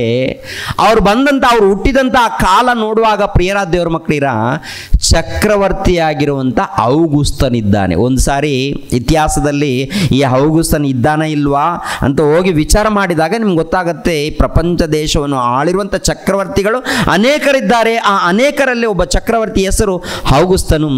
ಯೆಹೂದ್ಯರಿಗೆ ಅರಸನ ಯಾರಿದ್ದಾರಂತ ನೋಡುವಾಗ ಏನ್ರಿ, ಯೇಸು ಕ್ರಿಸ್ತರು ಹುಟ್ಟಿದಂಥ ಕಾಲದಲ್ಲಿ ಹೇರೋದನಿದ್ದಾನೆ. ಯೆಹೂದ್ಯರಿಗೆ ಹೇರೋದನು, ಪ್ರಪಂಚಕ್ಕೆ ಚಕ್ರವರ್ತಿ ಔಗುಸ್ತನು. ಅಂದರೆ ನಮ್ಮ ಭಾರತ ದೇಶಕ್ಕೆ ಪ್ರಧಾನಿ ಮಂತ್ರಿ ಈಗ ಯಾರು ಮೋದಿರವರು ಇದ್ದಾಗ ಪ್ರಿಯರ ದೇವರ ಮಕ್ಕಳಿರ ಮತ್ತೆ ಅನೇಕ ರಾಜ್ಯಗಳಿದೆಯಲ್ಲ, ನಮ್ಮ ಭಾರತ ದೇಶದಲ್ಲಿ ರಾಜ್ಯಗಳಿದೆಯಲ್ಲ, ಕರ್ನಾಟಕ, ಆಂಧ್ರ ಪ್ರದೇಶ ಹೀಗೆ ಇದೆಯಲ್ಲ. ಈ ಕರ್ನಾಟಕದಲ್ಲಿ ಒಬ್ಬ ಮುಖ್ಯಮಂತ್ರಿ, ಆಂಧ್ರದಲ್ಲಿ ಇನ್ನೊಬ್ಬರು ಮುಖ್ಯಮಂತ್ರಿ, ತೆಲಂಗಾಣದಲ್ಲಿ ಮತ್ತೊಬ್ಬರು ಮುಖ್ಯಮಂತ್ರಿ, ತಮಿಳುನಾಡಿನಲ್ಲಿ ಇಲ್ಲೊಬ್ಬರು. ನಮ್ಮ ದೇಶಕ್ಕೆ ಪ್ರಧಾನಿ ಮಂತ್ರಿ ಅವರು. ಆಗಿನ ಕಾಲದಲ್ಲಿ ಪ್ರಪಂಚ ದೇಶವನ್ನು ಆಳುವಂಥವರೇ ಚಕ್ರವರ್ತಿಗಳಂತಾರೆ. ದೇಶವನ್ನು ಆಳುವವರಿಗೆ ಒಡೆಯರು ಇಲ್ಲ ಅರಸರಂತಾರೆ. ಪ್ರಪಂಚವನ್ನು ಆಳುವವರಿಗೆ ಚಕ್ರವರ್ತಿಗಳು ಅಂತಾರೆ ಪ್ರಿಯರೇ. ಪ್ರಪಂಚ ದೇಶವನ್ನು ಆಳುವವರಿಗೆ ಚಕ್ರವರ್ತಿಗಳು, ದೇಶವನ್ನು ಆಳುವವರಿಗೆ ಒಡೆಯನು, ಅರಸನು. ಯೇಸು ಕ್ರಿಸ್ತರು ಹುಟ್ಟಿದಾಗ ಆ ಕಾಲದಲ್ಲಿ ಹೇರೋದನು ಎಂಬ ಯೆಹೂದ್ಯರಿಗೆ ಅರಸನಿದ್ದಾನೆ. ಮತ್ತಾಯನ ಬರೆದ ಸುವಾರ್ತೆ 2ನೇ ಅಧ್ಯಾಯದಲ್ಲಿ ಇರುತ್ತೆ ನೋಡಿ. ಯಾಕೆಂದರೆ ವಚನಗಳನ್ನು ನೋಡಬೇಕು. ಯಾಕೆಂದರೆ ವಚನಗಳನ್ನು ನೋಡದೆ ಹೋದರೆ ಅರ್ಥ ಆಗಲ್ಲ ಪ್ರಿಯರ ದೇವ್ರ ಮಕ್ಕಳಿಗೆ. ಕತೆಗಳಾಗುತ್ತೆ, ನಾವು ಹೇಳ್ಕೊಂಡು ಹೋದರೆ ಕತೆಗಳಾಗುತ್ತೆ. ಆದರೆ ವಚನಗಳು ನೋಡಿದಾಗ ರುಜು ಗೊತ್ತಾಗುತ್ತೆ, ರುಜುಗಳು ನಮಗೆ. ಯಾಕೆಂದರೆ ರುಜುಗಳು ಬೇಕಲ್ವಾ. ಮತ್ತೇನು ಬರೆದ ಸುವಾರ್ತೆ 2ನೇ ಅಧ್ಯಾಯ 1ನೇ ವಚನ. ಅರಸನಾದ ಹೇರೋದನ ದಿನಗಳಲ್ಲಿ ಯೂದಾಯ ಸೀಮೆಯ ಬೆತ್ಲೆಹೆಮ್ ಎಂಬ ಊರಲ್ಲಿ ಯೇಸು ಹುಟ್ಟಿದಾಗ ಮೂಡಣ ದೇಶದಿಂದ ಜೋಯಿಷ್ಯರು ಬಂದರು. ಅಂದರೆ ಅರಸನಾದ ಹೇರೋದನ ದಿನಗಳು ಅಂದರೆ ಯಾರಿಗೆ ಅರಸನು? ಯೆಹೂದ್ಯರಿಗೆ ಅರಸನು, ಇಸ್ರಾಯೇಲರಿಗೆ ಅರಸನು ಹೇರೋದನು. ಪ್ರಪಂಚಕ್ಕೆ ಚಕ್ರವರ್ತಿ ಔಗುಸ್ತನು.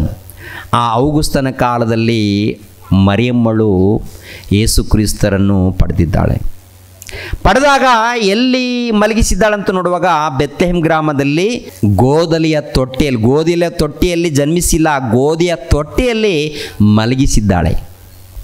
ನಾವು ತುಂಬ ಜನ ಅಂದ್ಕೊಳ್ತೀವಿ ಗೋಧಿಯಲ್ಲಿ ತೊಟ್ಟಿಯಲ್ಲಿ ಹುಟ್ಟಿದ ಅಂತ ಹೇಳೋದು. ಯೆರೂಸಲೇಮ್ ಪಟ್ಟಣ ಬೆತ್ಲೆಹೆಮ್ ಗ್ರಾಮದಲ್ಲಿ ಹುಟ್ಟಿದ್ದಾರೆ. ಎಲ್ಲಿ ಹುಟ್ಟಿದ್ದಾರೆ ಎಂಬುವಂಥ ಸ್ಥಳ ಇರಲ್ಲ.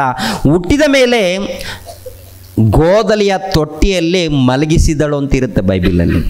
ಹುಟ್ಟಿದ ಮೇಲೆ ಪ್ರಿಯರ ದೇವ್ರ ಮಕ್ಕಳಿರ 8ನೇ ವಚನ ನೋಡಿ. 8ನೇ ವಚನ ಯಾರು ಬಂದು ಸಾಕ್ಷಿ ಕೊಡ್ತಾ ಇದ್ದಾರೆ ಅಂತ ನೋಡುವಾಗ 8ನೇ ವಚನದಲ್ಲಿ ಆ ಸೀಮೆ ಅಂದರೆ ಲೂಕನ ಬರೆದ ಸುವಾರ್ತೆ 2ನೇ ಅಧ್ಯಾಯ 8ನೇ ವಚನ. ಆ ಸೀಮೆಯಲ್ಲಿ ಕುರುಬರು ಹೊಲದಲ್ಲಿದ್ದುಕೊಂಡು ರಾತ್ರಿಯಲ್ಲಿ ತಮ್ಮ ಕುರಿ ಹಿಂಡನ್ನು ಕಾಯುತ್ತಿರಲಾಗಿ ಕರ್ತನ ದೂತನೊಬ್ಬನು ಬಂದು ಅವರ ಎದುರಿನಲ್ಲಿ ನಿಂತನು. ಕರ್ತನ ಪ್ರಭೆಯು ಅವರ ಸುತ್ತಲೂ ಪ್ರಕಾಶಿಸಿತು. ಅವರು ಬಹಳವಾಗಿ ಹೆದರಿದರು. ಆ ದೂತನು ಅವರಿಗೆ, ಹೆದರಬೇಡಿರಿ, ಕೇಳಿರಿ, ಜನರಿಗೆಲ್ಲ ಮಹಾ ಸಂತೋಷವನ್ನು ಉಂಟು ಮಾಡುವ ಶುಭ ಸಮಾಚಾರವನ್ನು ನಿಮಗೆ ತಿಳಿಸುತ್ತೇನೆ. ಅದೇನೆಂದರೆ ಇವತ್ತು ನಿಮಗೋಸ್ಕರ ದಾವೀದನ ಊರಲ್ಲಿ ಒಬ್ಬ ರಕ್ಷಕನು ಹುಟ್ಟಿದ್ದಾನೆ. ಆತನು ಕರ್ತನಾಗಿರುವ ಕ್ರಿಸ್ತನು. ಅಂದರೆ ಹಳೆ ಒಡಂಬಡಿಕೆಯಲ್ಲಿ ಅನೇಕ ಸಾರಿ ಕ್ರಿಸ್ತನ ಮೆಸ್ಸಯ್ಯ ಬರ್ತಾನೆ, ಅಭಿಷಕ್ತನು ಬರ್ತಾನೆ, ಒಬ್ಬ ಲೋಕರಕ್ಷಕನು ಹುಟ್ಟುತ್ತಾನೆ ಅಂತ ಇದೆಯಲ್ಲೋ ಪ್ರವಾದಿಗಳ ಮುಖಾಂತರ ಹೇಳಲ್ಪಟ್ಟಿದೆಯಲ್ಲ. ಆ ಹೇಳಲ್ಪಟ್ಟಿರುವಂತಹ ಕರ್ತನು ಒಡೆಯನು ಹುಟ್ಟಿದ್ದಾನೆ ಎಂದು ಪರಲೋಕದಿಂದ ಒಬ್ಬ ದೇವದೂತನು ಬಂದು ಸಾಕ್ಷಿ ಕೊಡುವಂಥದ್ದು. ಲೋಕರಕ್ಷಕನು,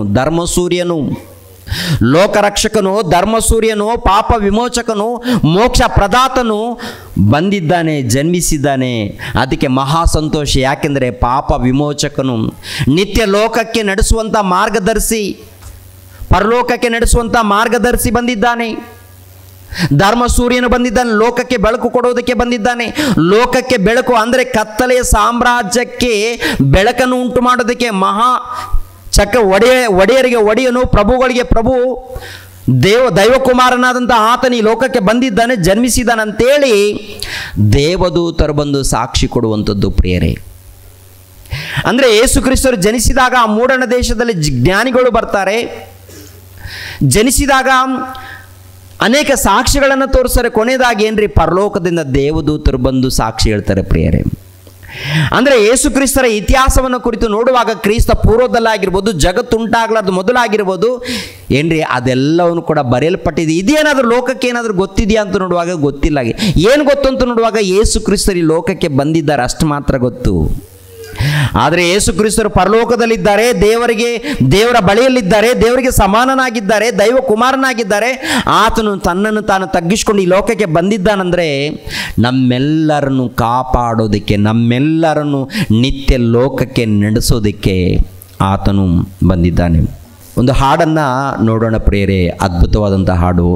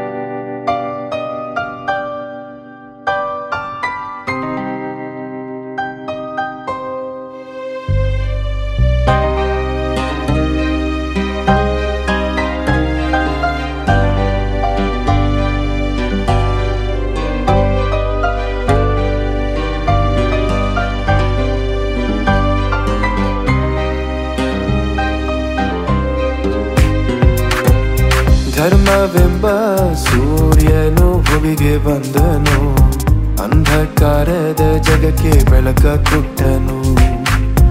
ಇಡೀ ಜಗಕ್ಕೆ ರಕ್ಷಣೆಯನ್ನು ನೀಡಿದನು, ಜಗತ್ತಿಗೆ ಸಂತೋಷ ತಂದನು.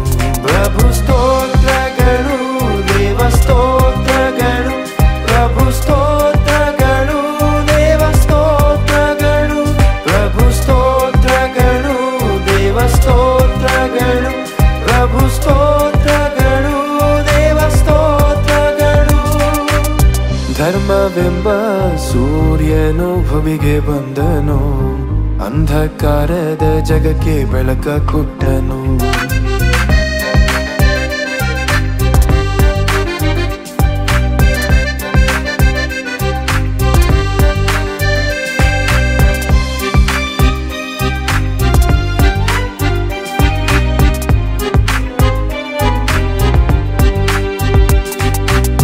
ಜಗತ್ತು ಹುಟ್ಟುವ ಮೊದಲು ಯೇಸು ನೇಮಿಸಲ್ಪಟ್ಟನು, ದುಷ್ಟನ ತಲೆಯನ್ನು ಚಚ್ಚಲು ಕಳುಹಿಸಲ್ಪಟ್ಟನು.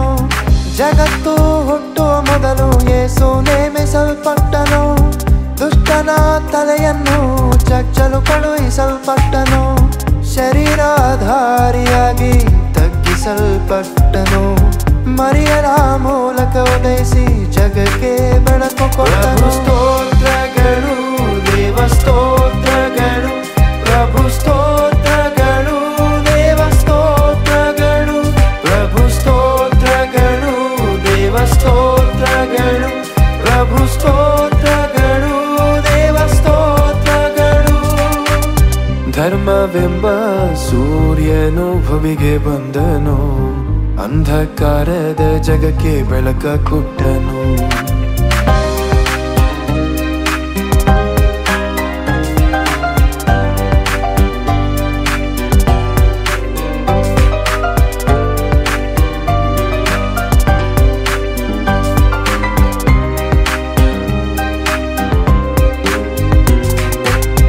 ಇಸ್ರಾಯೇಲ್ಯರು ಕ್ರಿಸ್ತರಿಗಾಗಿ ಕಾದರು, ಕ್ರಿಸ್ತ ಯೇಸುವ ಕಂಡು ತಾವು ಪುಳಕಿತರಾದರು.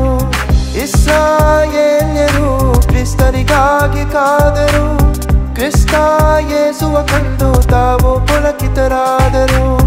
ಕ್ರಿಸ್ತ ಯೇಸುವ ಮೂಲಕ ಸೈತಾನ ಸೋತನು, ಜಗಕ್ಕೆ ರಕ್ಷಣೆ ನೀಡಿ ಮೋಕ್ಷವ ಕಲ್ಪಿಸಿಕೊಟ್ಟನು. ಸ್ತೋತ್ರಗಳು, ದೇವ ಸ್ತೋತ್ರಗಳು, ಪ್ರಭು ಸ್ತೋತ್ರಗಳು, ದೇವ ಸ್ತೋತ್ರಗಳು, ಪ್ರಭು ಸ್ತೋತ್ರಗಳು, ದೇವ ಸ್ತೋತ್ರಗಳು, ಪ್ರಭು ಸ್ತೋತ್ರಗಳು, ದೇವ ಸ್ತೋತ್ರಗಳು. ಧರ್ಮವೆಂಬ ಸೂರ್ಯನು ಭುವಿಗೆ ಬಂದನು, ಅಂಧಕಾರದ ಜಗಕ್ಕೆ ಬೆಳಕ ಕೊಟ್ಟನು. ಇಡೀ ಜಗಕ್ಕೆ ರಕ್ಷಣೆಯನ್ನು ನೀಡಿದನು, ಜಗತ್ತಿಗೆ ಸಂತೋಷ ತಂದನು. ಪ್ರಭು ಸ್ತೋತ್ರಗಳು, ದೇವ ಸ್ತೋತ್ರಗಳು, ಪ್ರಭು ಸ್ತೋತ್ರಗಳು, ದೇವ ಸ್ತೋತ್ರಗಳು, ಪ್ರಭು ಸ್ತೋತ್ರಗಳು, ದೇವ ಸ್ತೋತ್ರಗಳು, ಪ್ರಭು ಸ್ತೋತ್ರಗಳು, ದೇವ ಸ್ತೋತ್ರಗಳು.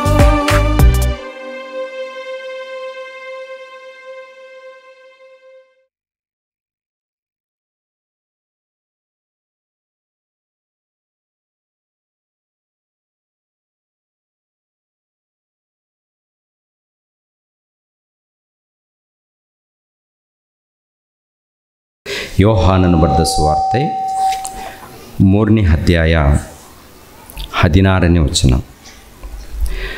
ದೇವರು ಲೋಕದ ಮೇಲೆ ಎಷ್ಟೋ ಪ್ರೀತಿಯನ್ನಿಟ್ಟು ತನ್ನ ಒಬ್ಬನೇ ಮಗನನ್ನು ಕೊಟ್ಟನು, ಆತನನ್ನು ನಂಬುವ ಒಬ್ಬನಾದರೂ ನಾಶವಾಗದೆ ಎಲ್ಲರೂ ನಿತ್ಯ ಜೀವವನ್ನು ಪಡೆಯಬೇಕೆಂದು ಆತನನ್ನು ಕೊಟ್ಟನು.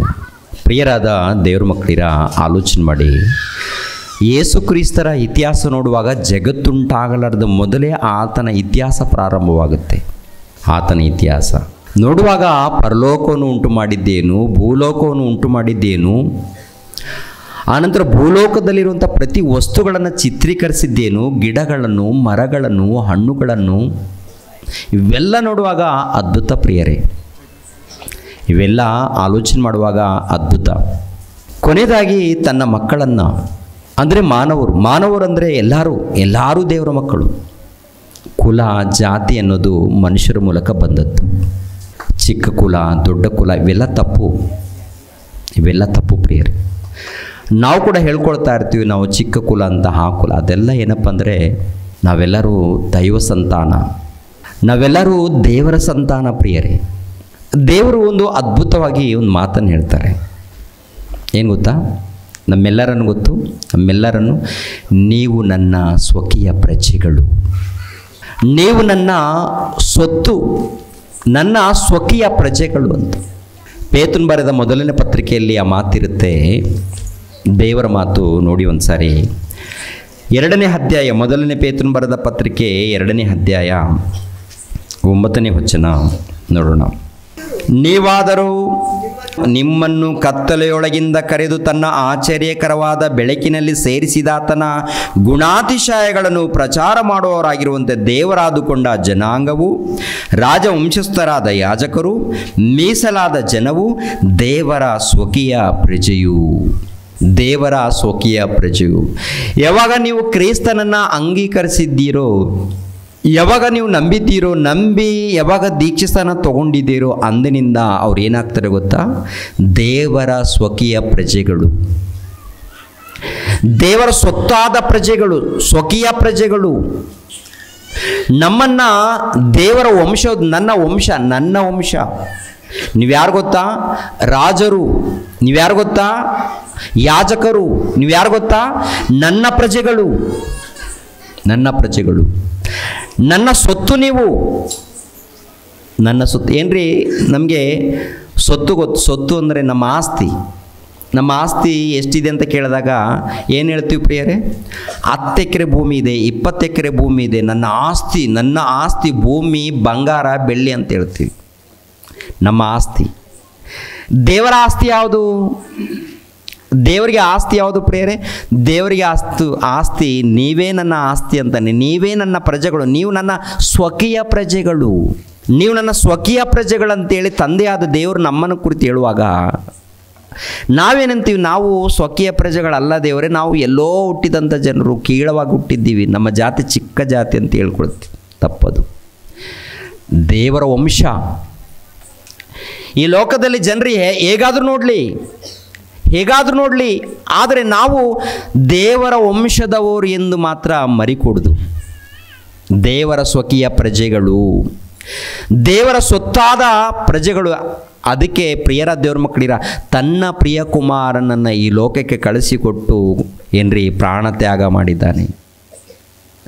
ನಮ್ಮೆಲ್ಲರನ್ನ ಕಾಪಾಡೋದಕ್ಕೆ, ನಮ್ಮೆಲ್ಲರನ್ನ ರಕ್ಷಣೆ ಮಾರ್ಗದಲ್ಲಿ ನಡೆಸೋದಕ್ಕೆ, ನಿತ್ಯ ಜೀವವನ್ನು ಕೊಡೋದಕ್ಕೆ. ಯಾರು ಆತನನ್ನು ನಂಬುತ್ತಾರೋ ಅವರೆಲ್ಲರಿಗೂ ನಿತ್ಯ ಜೀವ. ಯಾರು ಯೇಸು ಕ್ರಿಸ್ತರನ್ನು ಯಾರು ನಂಬುತ್ತಾರೋ, ನಂಬಿ ಯಾರು ಬದುಕುತ್ತಾರೋ, ಬದುಕಿ ವಾಕ್ಯದ ಪ್ರಕಾರ ಯಾರು ಜೀವಿಸ್ತಾರೋ ಅವರೆಲ್ಲರಿಗೂ ನಿತ್ಯ ಜೀವ. ಭೂಲೋಕದಲ್ಲಿ ಎಲ್ಲರೂ ಬದುಕ್ತಾರೆ ಪ್ರಿಯರೇ. ನೀತಿವಂತರು ಬದುಕ್ತಾರೆ, ಅನೀತಿವಂತರು ಬದುಕ್ತಾರೆ ಪ್ರಿಯರ ದೇವ್ರ ಮಕ್ಕಳು. ಅನೀತಿವಂತರ ಮೇಲೆ ಸೂರ್ಯನನ್ನು ಬೆಳಕು ಕೊಡುವಂತೆ ಮಾಡಿದ್ದಾನೆ. ಅದೇ ಪ್ರಕಾರ ಮಳೆಯನ್ನು ಸುರಿಸುವಂತೆ ಮಾಡಿದ್ದಾನೆ. ಮಳೆ ಎಲ್ಲರ ಮೇಲೆ ಬರುತ್ತಾ ಅಥವಾ ಒಂದು ಜಾತಿಗೆ ಮಾತ್ರ ಬರುತ್ತಾ? ಭೂಮಿಯ ಮೇಲೆ ಇದ್ದಂಥ ಎಲ್ಲ ಜನರಿಗೆ ಮಳೆ ಸುರಿಯುತ್ತೆ. ಭೂಮಿಯ ಮೇಲೆ ಇದ್ದಂಥ ಎಲ್ಲ ಜನರ ಮೇಲೆ ಸೂರ್ಯನು ಉದಯಿಸ್ತಾನೆ, ಚಂದ್ರನ ಬೆಳಕು ಕೊಡ್ತಾನೆ. ಟೋಟಲ್ ಎಲ್ಲರಿಗೂ ಸೇವೆ ಮಾಡ್ತಾ ಇದೆಯಾ ಅಂತ ನೋಡುವಾಗ ಈ ಜಗತ್ತು, ಈ ಪ್ರಕೃತಿ ಎಲ್ಲರಿಗೂ ಸೇವೆ ಮಾಡ್ತಾ ಇದೆ. ಯಾರ ಮಾತನ್ನು ಕೇಳಿ ಸೇವೆ ಮಾಡ್ತಾ ಇದೆ ಅಂತ ನೋಡುವಾಗ ಆ ತಂದೆಯಾದ ದೇವರ ಮಾತನ್ನು ಕೇಳಿ ಈ ಪ್ರಕೃತಿ ಸೇವೆ ಮಾಡ್ತಾ ಇದೆ. ಗಾಳಿ ಸೇವೆ ಮಾಡ್ತಾ ಇದೆ, ನೀರು ಸೇವೆ ಮಾಡ್ತಾ ಇದೆ, ಸೂರ್ಯನೂ ಸೇವೆ ಮಾಡ್ತಾ ಇದ್ದಾನೆ, ಚಂದ್ರನೂ ಸೇವೆ ಮಾಡ್ತಾ ಇದ್ದಾನೆ. ಭೂಮಿ 1 ಗಂಟೆಗೆ 1,11,600 ಕಿಲೋಮೀಟರ್ ವೇಗದಲ್ಲಿ ಸುತ್ತುತ್ತಾ ಇದೆ. ಇವೆಲ್ಲ ಕೂಡ ದೇವರ ಮಾತನ್ನು ಕೇಳಿ ಎಲ್ಲ ಕೆಲಸ ಮಾಡ್ತಾ ಇದೆ. ಯಾರ ಮೂಲಕ ಅಂತ ನೋಡುವಾಗ ದೇವ್ರ ಮೂಲಕ. ಯಾಕೆಂತ ನೋಡುವಾಗ ನಿನಗೋಸ್ಕರ ನನಗೋಸ್ಕರ ಈ ಪ್ರಕೃತಿ ಎಲ್ಲ ಕೆಲಸ ಮಾಡ್ತಾ, ಕೊನೆಯದಾಗಿ ತನ್ನ ಕುಮಾರನಾಗಿರುವಂಥ ಯೇಸು ಕ್ರಿಸ್ತ ಈ ಲೋಕಕ್ಕೆ ಕಳಿಸ್ಕೊಟ್ಟಿದ್ದಾನೆ. ಯಾಕೆಂದರೆ ನಾವು ಮಾಡಿರುವಂಥ ಪಾಪಗಳೇ ಕಾರಣ. ನಾವು ಮಾಡಿರುವಂಥ ಪಾಪದಿಂದ ಸತ್ತೋದ್ರೆ ಬೆಂಕಿಯ ಕೊಂಡಕ್ಕೆ ಹೋಗ್ತೀವಿ ಪ್ರಿಯರೇ. ಅದಕ್ಕೆ ಪಾಪದಿಂದ ಯಾರು ಸಾಯಕೂಡದು ಅಂತೇಳಿ ತನ್ನ ಮಗನನ್ನು ಕಳಿಸಿಕೊಟ್ಟಿದ್ದಾನೆ. ರಕ್ಷಣೆ ಮಾರ್ಗವನ್ನು ತೋರಿಸಿದ್ದೇನೆ. ಈ ಲೋಕಕ್ಕೆ ರಕ್ಷಣೆ ಮಾರ್ಗ ಬಂದಿದೆ, ಬೆಳಕು ಮಾರ್ಗ ಬಂದಿದೆ. ಈ ಕತ್ತಲೆಯ ಜಗತ್ತಿಗೆ ಬೆಳಕು ಪ್ರಿಯರೇ, ರಕ್ಷಣೆ ಮಾರ್ಗ ಪ್ರಿಯರೇ, ಮೋಕ್ಷ ಮಾರ್ಗ ಪ್ರಿಯರೇ. ಅಂತ ಅದ್ಭುತವಾದಂಥ ಈ ಮಾರ್ಗ ಬಂದಾಗ ಇದನ್ನು ಯಾರು ಸದ್ವಿನಿಯೋಗ ಮಾಡ್ಕೊಳ್ತಾರೋ ಅವರು ಧನ್ಯರಾಗ್ತಾರೆ. ಈ ಕಡೆ ಕೇಳಿ ಈ ಕಡೆ ಬಿಟ್ಟವರು ಧನ್ಯರಾಗಲ್ಲ. ಈ ಕಡೆ ಕೇಳಿ ಈ ಕಡೆ ಬಿಟ್ಟವರು ಧನ್ಯರಾಗಲ್ಲ. ಕೇಳಿದ ಮೇಲೆ ಅದರ ಪ್ರಕಾರ ಯಾರು ನಡ್ಕೊಳ್ತಾರೋ ಅವರು ಭಾಗ್ಯವಂತರು, ಅವರು ಧನ್ಯರಾಗ್ತಾರೆ. ಅವ್ರಿಗೋಸ್ಕರ ಪರಲೋಕ ಸಿದ್ಧವಾಗಿದೆ ರೀ. ಪರಲೋಕ ಸಿದ್ಧ ಮಾಡ್ತಾ ಇದ್ದಾನೆ. ಅದಕ್ಕೆ ಈ ಲೋಕದಲ್ಲಿ ಬಂದಾಗ ಪ್ರಿಯರಾದ ದೇವರ ಮಕ್ಕಳಿರ, ಎಲ್ಲಿ ಹುಟ್ಟಬೇಕು ಅದನ್ನು ಬರೆಯಲ್ಪಟ್ಟಿದೆ, ಯಾರ ಮೂಲಕ ಜನಿಸಬೇಕು ಅದನ್ನು ಬರೆಯಲ್ಪಟ್ಟಿದೆ, ಹೇಗೆ ಜೀವಿಸಬೇಕು ಅದನ್ನು ಬರೆಯಲ್ಪಟ್ಟಿದೆ. ಕ್ರಿಸ್ತ ಪೂರ್ವದಲ್ಲಿ ಆತನು ಬರೆಯಲ್ಪಟ್ಟ ಪ್ರಕಾರ ಜನ್ಮಿಸ್ತಾನೆ, ಬರೆಯಲ್ಪಟ್ಟ ಪ್ರಕಾರ ಜೀವಿಸ್ತಾನೆ, ಬರೆಯಲ್ಪಟ್ಟ ಪ್ರಕಾರ ಏನೇನು ಮಾಡಬೇಕು ಎಲ್ಲ ಮಾಡ್ತಾನೆ ಹೋಗ್ತಾನೆ. ಆತನು ಜೀವಿಸಿದಂಥ ಆ ಕಾಲದಲ್ಲಿ ನೋಡುವಾಗ ಏನ್ರಿ, ಒಬ್ಬ ಶತಾಧಿಪತಿ ಬಂದು ಒಂದು ಮಾತನ್ನು ಕೇಳ್ತಾನೆ. ನೋಡಿ ಪ್ರಿಯರೇ, ಮತ್ತಾಯನ ಬರೆದ ಸುವಾರ್ತೆ 8ನೇ ಅಧ್ಯಾಯ, ಮತ್ತಾಯನ ಬರೆದ ಸುವಾರ್ತೆ 8ನೇ ಅಧ್ಯಾಯ 5ನೇ ವಚನವನ್ನು ನೋಡಿ ಪ್ರಿಯರೇ. ಮತ್ತಾಯನ ಬರೆದ ಸುವಾರ್ತೆ 8ನೇ ಅಧ್ಯಾಯ 5ನೇ ವಚನ. ಆತನು ಕಫರ್ನಹೂಮಿಗೆ ಬಂದಾಗ ದಂಡಿನ ಶತಾಧಿಪತಿಯು ಆತನ ಬಳಿಗೆ ಬಂದು, ಪ್ರಭುವೇ, ನನ್ನ ಆಳು ಪಾರ್ಶ್ವವಾಯುವಿನಿಂದ ಬಹಳ ಕಷ್ಟಪಡುತ್ತಾ ಮನೆಯಲ್ಲಿ ಬಿದ್ದಿದ್ದಾನೆ ಎಂದು ಹೇಳಿಕೊಂಡನು. ಆತನು ಅವನಿಗೆ, ನಾನು ಬಂದು ಅವನನ್ನು ವಾಸಿ ಮಾಡುತ್ತೇನೆ. ಅಂದರೆ ಒಬ್ಬ ಶತಾಧಿಪತಿ, ಅಂದರೆ ರೋಮಾ ಸಾಮ್ರಾಜ್ಯದಲ್ಲಿ ಒಬ್ಬ ಅಧಿಕಾರಿ ಶತಾಧಿಪತಿ ಬಂದು ಪ್ರಭು ಬಳಿಗೆ ಬಂದು, ಪ್ರಭುವೇ, ನನ್ನ ಆಳು ಪಾರ್ಶ್ವವಾಯುದಿಂದ ರೋಗದಲ್ಲಿದ್ದಾನೆ, ಎದ್ದೊಳ್ತಾ ಇಲ್ಲ, ದಯಮಾಡಿ ಕನಿಕರಿಸು, ವಾಸಿ ಮಾಡು ಅಂತ ಕೇಳ್ತಾನೆ. ಕೇಳಿದಾಗ ಯೇಸು ಪ್ರಭು ಏನು ಹೇಳ್ತಾರೆ ಗೊತ್ತಾ? ಸರಿಪ, ಹೋಗೋಣ ನಡಿ ಅಂತಾನೆ. ಹೋಗೋಣ ನಡಿ ಅಂದಾಗ ಆ ಮನುಷ್ಯನ ಹೇಳುವಂಥ ಮಾತನ್ನು ಕೇಳಿ ಆಶ್ಚರ್ಯವಾಗುತ್ತೆ ಪ್ರಿಯರೇ. ಆ ಮನುಷ್ಯನ ಏನು ಹೇಳ್ತಾನೆ ಗೊತ್ತಾ? ಆ ಶತಾಧಿಪತಿ ಏನು ಹೇಳ್ತಾನಂತ ನೋಡುವಾಗ 8ನೇ ವಚನ. ಎಂದು ಹೇಳಿದ್ದಕ್ಕೆ, ಅಂದರೆ ಯೇಸುಪ್ರಭು ಹೇಳಿದ್ದಕ್ಕೆ ಆ ಶತಾಧಿಪತಿಯು, ಪ್ರಭುವೇ, ನೀನು ನನ್ನ ಮನೆಗೆ ಬರತಕ್ಕಷ್ಟು ಯೋಗ್ಯತೆ ನನ್ನಲ್ಲಿಲ್ಲ. ಪ್ರಭುವೇ, ನೀನು ನನ್ನ ಮನೆಗೆ ಬರುವುದಷ್ಟು ಯೋಗ್ಯತೆ ನನ್ನಲ್ಲಿಲ್ಲ. ಯಾಕೆಂದ್ರೆ ನಾನು ಅಷ್ಟು ಯೋಗ್ಯನಲ್ಲಯ್ಯ, ನಾನು ಅಷ್ಟೊಂದು ಯೋಗ್ಯನಲ್ಲ. ಯಾಕೆಂದರೆ ನೀವು ಶ್ರೇಷ್ಠರು, ನೀವು ಮಹಾಶಕ್ತರು, ನೀವು ಮಹಾನುಭಾವರು, ನೀವು ಮಹಾತ್ಮರು, ನೀವು ಅಂತ ಶ್ರೇಷ್ಠರಾಗಿರುವಂಥ ನೀವು ನಮ್ಮ ಮನೆಗೆ ಬರುವಷ್ಟು ಯೋಗ್ಯತೆ ನನಗಿಲ್ಲಯ್ಯ. ಆದರೆ ಒಂದು ಕೇಳ್ಕೊಳ್ತೀನ, ಏನು ಗೊತ್ತಾ? ಒಂದೇ ಒಂದು ಮಾತನ್ನು ಹೇಳಿ ಅಯ್ಯ, ಒಂದೇ ಒಂದು ಮಾತು ಹೇಳಿ ಸಾಕಯ್ಯ, ನನ್ನ ಆಳು ಗುಣವಾಗ್ತಾನಯ್ಯ. ಒಂದು ಮಾತು ಹೇಳಿ ಸಾಕಯ್ಯ, ಒಂದು ಮಾತು ಹೇಳಿ, ನಿಮ್ಮ ಮಾತಿನಲ್ಲಿ ಶಕ್ತಿ ಇದೆ ಅಂತೇಳಿ ನಾನು ನಂಬುತ್ತೇನಯ್ಯ. ಆ ಮಾತಿನಲ್ಲಿ ಶಕ್ತಿ ಇದೆ ಅಂತೇಳಿ ಒಂದು ಮಾತು ಹೇಳಿದರೆ ಸಾಕಯ್ಯ, ನನ್ನ ಹಾಳು ಗುಣವಾಗ್ತಾನೆ ಅಂತ ಹೇಳಿ ಕೇಳ್ಕೊಳ್ತೇನೆ. ಒಬ್ಬ ಶತಾಧಿಪತಿ ಪ್ರಿಯರೇ, ಅಂದರೆ ಅಧಿಕಾರದಲ್ಲಿ ಇದ್ದಾಗ ನಾವು ಆಲೋಚನೆ ಮಾಡ್ತೀವಿ, ಏನ್ರಿ ನನಗೆ ಅಷ್ಟಿದೆ ಇಷ್ಟಿದೆ, ನಾನು ಅಧಿಕಾರದಲ್ಲಿದ್ದೀನಂತೇಳಿ ದೇವರನ್ನೇ ಮರೀತಾರೆ. ಆದರೆ ಆ ವ್ಯಕ್ತಿ ನೋಡುವಾಗ ಒಬ್ಬ ಅಧಿಕಾರಿಯಾಗಿದ್ದಾನೆ. ಅಧಿಕಾರಿ ಹೇಳುವಂಥ ಮಾತೇನಂತ ನೋಡುವಾಗ, ಪ್ರಭುವೇ, ನೀನು ನನ್ನ ಮನೆಗೆ ಬರತಕ್ಕ ಯೋಗ್ಯತೆ ನನ್ನಲ್ಲಿಲ್ಲ. ನೀನು ಒಂದು ಮಾತನ್ನು ಹೇಳಿದರೆ ಸಾಕು, ನನ್ನ ಆಳಿಗೆ ಗುಣವಾಗುವುದು. ನಾನು ಸಹ ಮತ್ತೊಬ್ಬರ ಕೈ ಇರುವೆನು. ನನ್ನ ಕೈ ಕೆಳಗೆ ಸಿಪಾಯಿಗಳಿದ್ದಾರೆ. ನಾನು ಅವರಲ್ಲಿ ಒಬ್ಬನಿಗೆ ಹೋಗು ಎಂದು ಹೇಳಿದರೆ ಹೋಗುತ್ತಾನೆ, ಮತ್ತೊಬ್ಬನು ಬಾ ಎಂದು ಹೇಳಿದರೆ ಬರುತ್ತಾನೆ. ನನ್ನ ಆಳುಗಳಿಗೆ ಇಂತಿಂಥದ್ದನ್ನು ಮಾಡು ಎಂದು ಹೇಳಿದರೆ ಮಾಡುತ್ತಾನೆ ಅಂದನು. ಯೇಸು ಅದನ್ನು ಕೇಳಿ ಆಶ್ಚರ್ಯಪಟ್ಟು ತನ್ನ ಹಿಂದೆ ಬರುತ್ತಿರುವವರಿಗೆ, ನಾನು ಇಂಥ ದೊಡ್ಡ ನಂಬಿಕೆಯನ್ನು ಇಸ್ರಾಯೇಲ್ ಜನರಲ್ಲಿಯೂ ಕಾಣಲಿಲ್ಲವೆಂದು ನಿಮಗೆ ಸತ್ಯವಾಗಿ ಹೇಳುತ್ತೇನೆ. ಈ ಶತಾಧಿಪತಿ ಇದ್ದಾನೆ. ಈ ಶತಾಧಿಪತಿ ಹೇಳಿರುವಂಥ ಮಾತೇನಂತ ನೋಡುವಾಗ, ಒಂದು ಮಾತು ಹೇಳಿದರೆ ಸಾಕು ಪ್ರಭುವೇ, ಸ್ವಸ್ಥತೆ ಆಗುತ್ತೆ, ಗುಣವಾಗ್ತಾನೆ ಅಂತ ದೊಡ್ಡ ನಂಬಿಕೆ ಇಟ್ಕೊಂಡು ಬಂದಿದ್ದಾನೆ ಆ ಮನುಷ್ಯ. ಅಂಥ ನಂಬಿಕೆ ನಮ್ಗೆ ಏನಾದರೂ ಇದೆಯಾ? ಅಂಥ ನಂಬಿಕೆ ಅಂದರೆ ಯೇಸು ಕ್ರಿಸ್ತರ ಮಾತಿನಲ್ಲಿ ಶಕ್ತಿ ಇದೆ, ಸಮಾಧಾನ ಇದೆ, ಜ್ಞಾನ ಇದೆ, ನಿತ್ಯ ಜೀವಕ್ಕೆ ಹೋಗುವಂಥ ದಾರಿ ಇದೆ ಅಂತೇಳಿ ಯಾವತ್ತಾದ್ರೂ ನಾವು ನಂಬ್ತೀವಿ ಅಂತ ನೋಡುವಾಗ ನಮಗೆ ಹುಚ್ಚು, ಈ ಲೋಕದ ಹುಚ್ಚಿದೆ ರೀ. ನಮ್ಮ ಹುಚ್ಚು ಏನಪ್ಪ ಅಂತ ನೋಡುವಾಗ ಈ ಲೋಕದ ಹುಚ್ಚು, ಈ ಲೋಕದಲ್ಲಿ ತಿನ್ನಬೇಕು, ಕುಡಿಬೇಕು, ಸುಖ ಪಡಬೇಕು, ಎಂಜಾಯ್ ಮಾಡಬೇಕು, ಈ ಲೋಕದಲ್ಲಿ ಸರ್ವ ಸುಖಗಳು ಅನುಭವಿಸ್ಬೇಕು ಅಂತ. ಎಷ್ಟು ಕಾಲ ಅನುಭವಿಸ್ತೀವಿ ಪ್ರಿಯರಾದ ದೇವರ ಮಕ್ಕಳಿರಿ? ಎಷ್ಟು ಕಾಲ? ಸಾವು ಹತ್ತಿರವಾಗ್ತಾ ಇದೆ, ಸಾವು ಹತ್ತಿರವಾಗ್ತಾ ಇದೆ. ಕೈ ಕಾಲುಗಳು ಬಿದ್ದೋಗ್ತಾ ಇದೆ, ಮಾತುಗಳು ಬಿದ್ದೋಗ್ತಾ ಇದೆ, ವೃದ್ಧರಾಗ್ತಾ ಇದ್ದೀವಿ, ಸ್ಮಶಾನಕ್ಕೆ ಹತ್ತಿರವಾಗ್ತಾ ಇದ್ದೀವಿ. ಆದರೂ ಕೂಡ ಈ ಲೋಕದ ಹುಚ್ಚು ಇನ್ನೂ ತುಂಬಿಕೊಳ್ತಾ ಇದೆ. ಈ ಲೋಕದ ಹುಚ್ಚು, ಭೂಮಿ ಹುಚ್ಚು, ಅಧಿಕಾರದ ಹುಚ್ಚು, ಏನೋ ಹುಚ್ಚಿದೆ. ಈ ಲೋಕದ ಹುಚ್ಚಿದೆ, ದೇವರ ಹುಚ್ಚಿಲ್ಲ. ಈ ಲೋಕಕ್ಕೆ ನೋಡುವಾಗ ದೇವರ ಬಗ್ಗೆ ಅರ್ಥ ಆಗಿಲ್ಲ. ಈ ಲೋಕದಲ್ಲಿ ಪ್ರತಿ ಮನುಷ್ಯನು ತಿನ್ನಬೇಕು, ಕುಡಿಬೇಕು, ಸುಖ ಪಡಬೇಕು, ಎಂಜಾಯ್ ಮಾಡಬೇಕು ಅಂತೇಳಿ ಸರ್ವ ಸುಖಗಳನ್ನು ಅನುಭವಿಸಬೇಕು ಎಂಬ ಆಲೋಚನೆಯಲ್ಲಿದ್ದಾನೆ ಮನುಷ್ಯ. ಅದಕ್ಕೆ ಪ್ರಭು ಹೇಳುವಂಥ ಮಾತೇನು ಗೊತ್ತಾ? ಓ ಮನುಷ್ಯನೇ, ಲೋಕವನ್ನೆಲ್ಲ ಸಂಪಾದನೆ ಮಾಡಿಕೊಂಡ್ರೆ ನಿನ್ನ ಪ್ರಾಣ ನಷ್ಟಪಟ್ಟರೆ ನಿನಗೆ ಏನಯ್ಯ ಪ್ರಯೋಜನ? ಏನು ಸಿಗುತ್ತಯ್ಯ ನಿನಗೆ ಪ್ರಯೋಜನೆ? ದೇವರನ್ನ ತಿಳ್ಕೊಂಡಿದೀಯಾ? ಅರ್ಥ ಮಾಡಿಕೊಂಡಿದೀಯಾ? ಪ್ರಭುವನ್ನು ಅರ್ಥ ಮಾಡಿಕೊಂಡಿದೆಯಾ? ಅರ್ಥ ಮಾಡಿಕೊಂಡು ಈ ಲೋಕದಲ್ಲಿ ಬದುಕುತ್ತಾ ಇದೆಯಾ? ಏನು ನಿನ್ನ ಬದುಕು? ಏನು ನಿನ್ನ ಜೀವಿತ?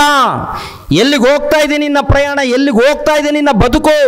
ನಿನ್ನ ಮಾತುಗಳು ಸರಿ ಇಲ್ಲ, ನಿನ್ನ ಕ್ರಿಯೆಗಳು ಸರಿ ಇಲ್ಲ, ನಿನ್ನ ಪ್ರವರ್ತನೆ ಸರಿ ಇಲ್ಲ. ನೋಡುವಾಗ ಈ ಪ್ರಪಂಚ ದೇಶದಲ್ಲಿ ನೋಡುವಾಗ ಜನರು ಭಯಂಕರವಾಗಿ ಮಾರ್ಪಟ್ಟಿದ್ದಾರೆ ಪ್ರಿಯರೇ. ಭಯಂಕರವಾದಂಥ ಪಾಪದ ರೋಗದಲ್ಲಿ ಪ್ರಪಂಚ ದೇಶ ನರಳಾಡ್ತಾ ಇದೆ. ಇಂಥ ಲೋಕವನ್ನು ಕಾಪಾಡಬೇಕಾದ್ರೆ ಏನು ಹೊರಡಬೇಕಂತ ನೋಡುವಾಗ ದೇವರ ಸಂದೇಶ ಹೊರಗಡೆ ಹೋಗಬೇಕು. ಆದರೆ ಏನು ಹೋಗ್ತಾ ಇದೆ ಅಂತ ನೋಡುವಾಗ ಏನೂ ಇಲ್ಲ ರೀ. ಕೆಲವರೇನು ಒಳ್ಳೆಯವರು, ದೇವರ ಸೇವೆ ಮಾಡೋರಿದ್ದಾರೆ. ಆದರೆ ಹೆಚ್ಚಾಗಿ ಏನು ನಡೀತಾ ಇದೆ ಅಂತ ನೋಡುವಾಗ ಲೋಕಕ್ಕೆ ಸಂಬಂಧಪಟ್ಟದ್ದು, ಎಲ್ಲ ಕೂಡ ಲೋಕಕ್ಕೆ ಸಂಬಂಧಪಟ್ಟದ್ದು. ಅಂದರೆ ಲೋಕ ಬದಲಾಗಲ್ವಾ?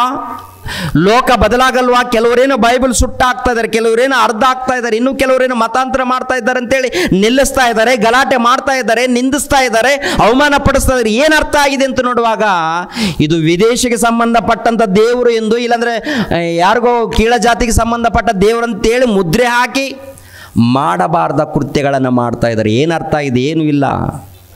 ಹಾಳಾಗುವಂಥ ಸ್ಥಿತಿಯಲ್ಲಿದೆ, ಭಯಂಕರ ಸ್ಥಿತಿಯಲ್ಲಿದೆ ಪ್ರಿಯರೇ. ಏನ್ರಿ, 1ನೇ ಶತಮಾನದಲ್ಲಿ ಬಂದಾಗ ಅನೇಕರು ಯೇಸು ಕ್ರಿಸ್ತರನ್ನು ಹಿಂಬಾಲಿಸಿದ್ದಾರೆ. ಏನ್ರಿ, ಆ ಹಿಂಬಾಲಿಸುವಂಥ ಕಾಲದಲ್ಲಿ ಏನ್ರಿ ಶತಾಧಿಪತಿ ಬಂದಿದ್ದಾನೆ, ಕೇಳ್ಕೊಂಡಿದ್ದಾನೆ, ಅಯ್ಯ ಒಂದು ಮಾತನ್ನು ಹೇಳಿದ್ರೆ ಸಾಕಯ್ಯ ನನ್ನ ದಾಸನು ಗುಣವಾಗ್ತಾನೆ ಅಂತೇಳಿ.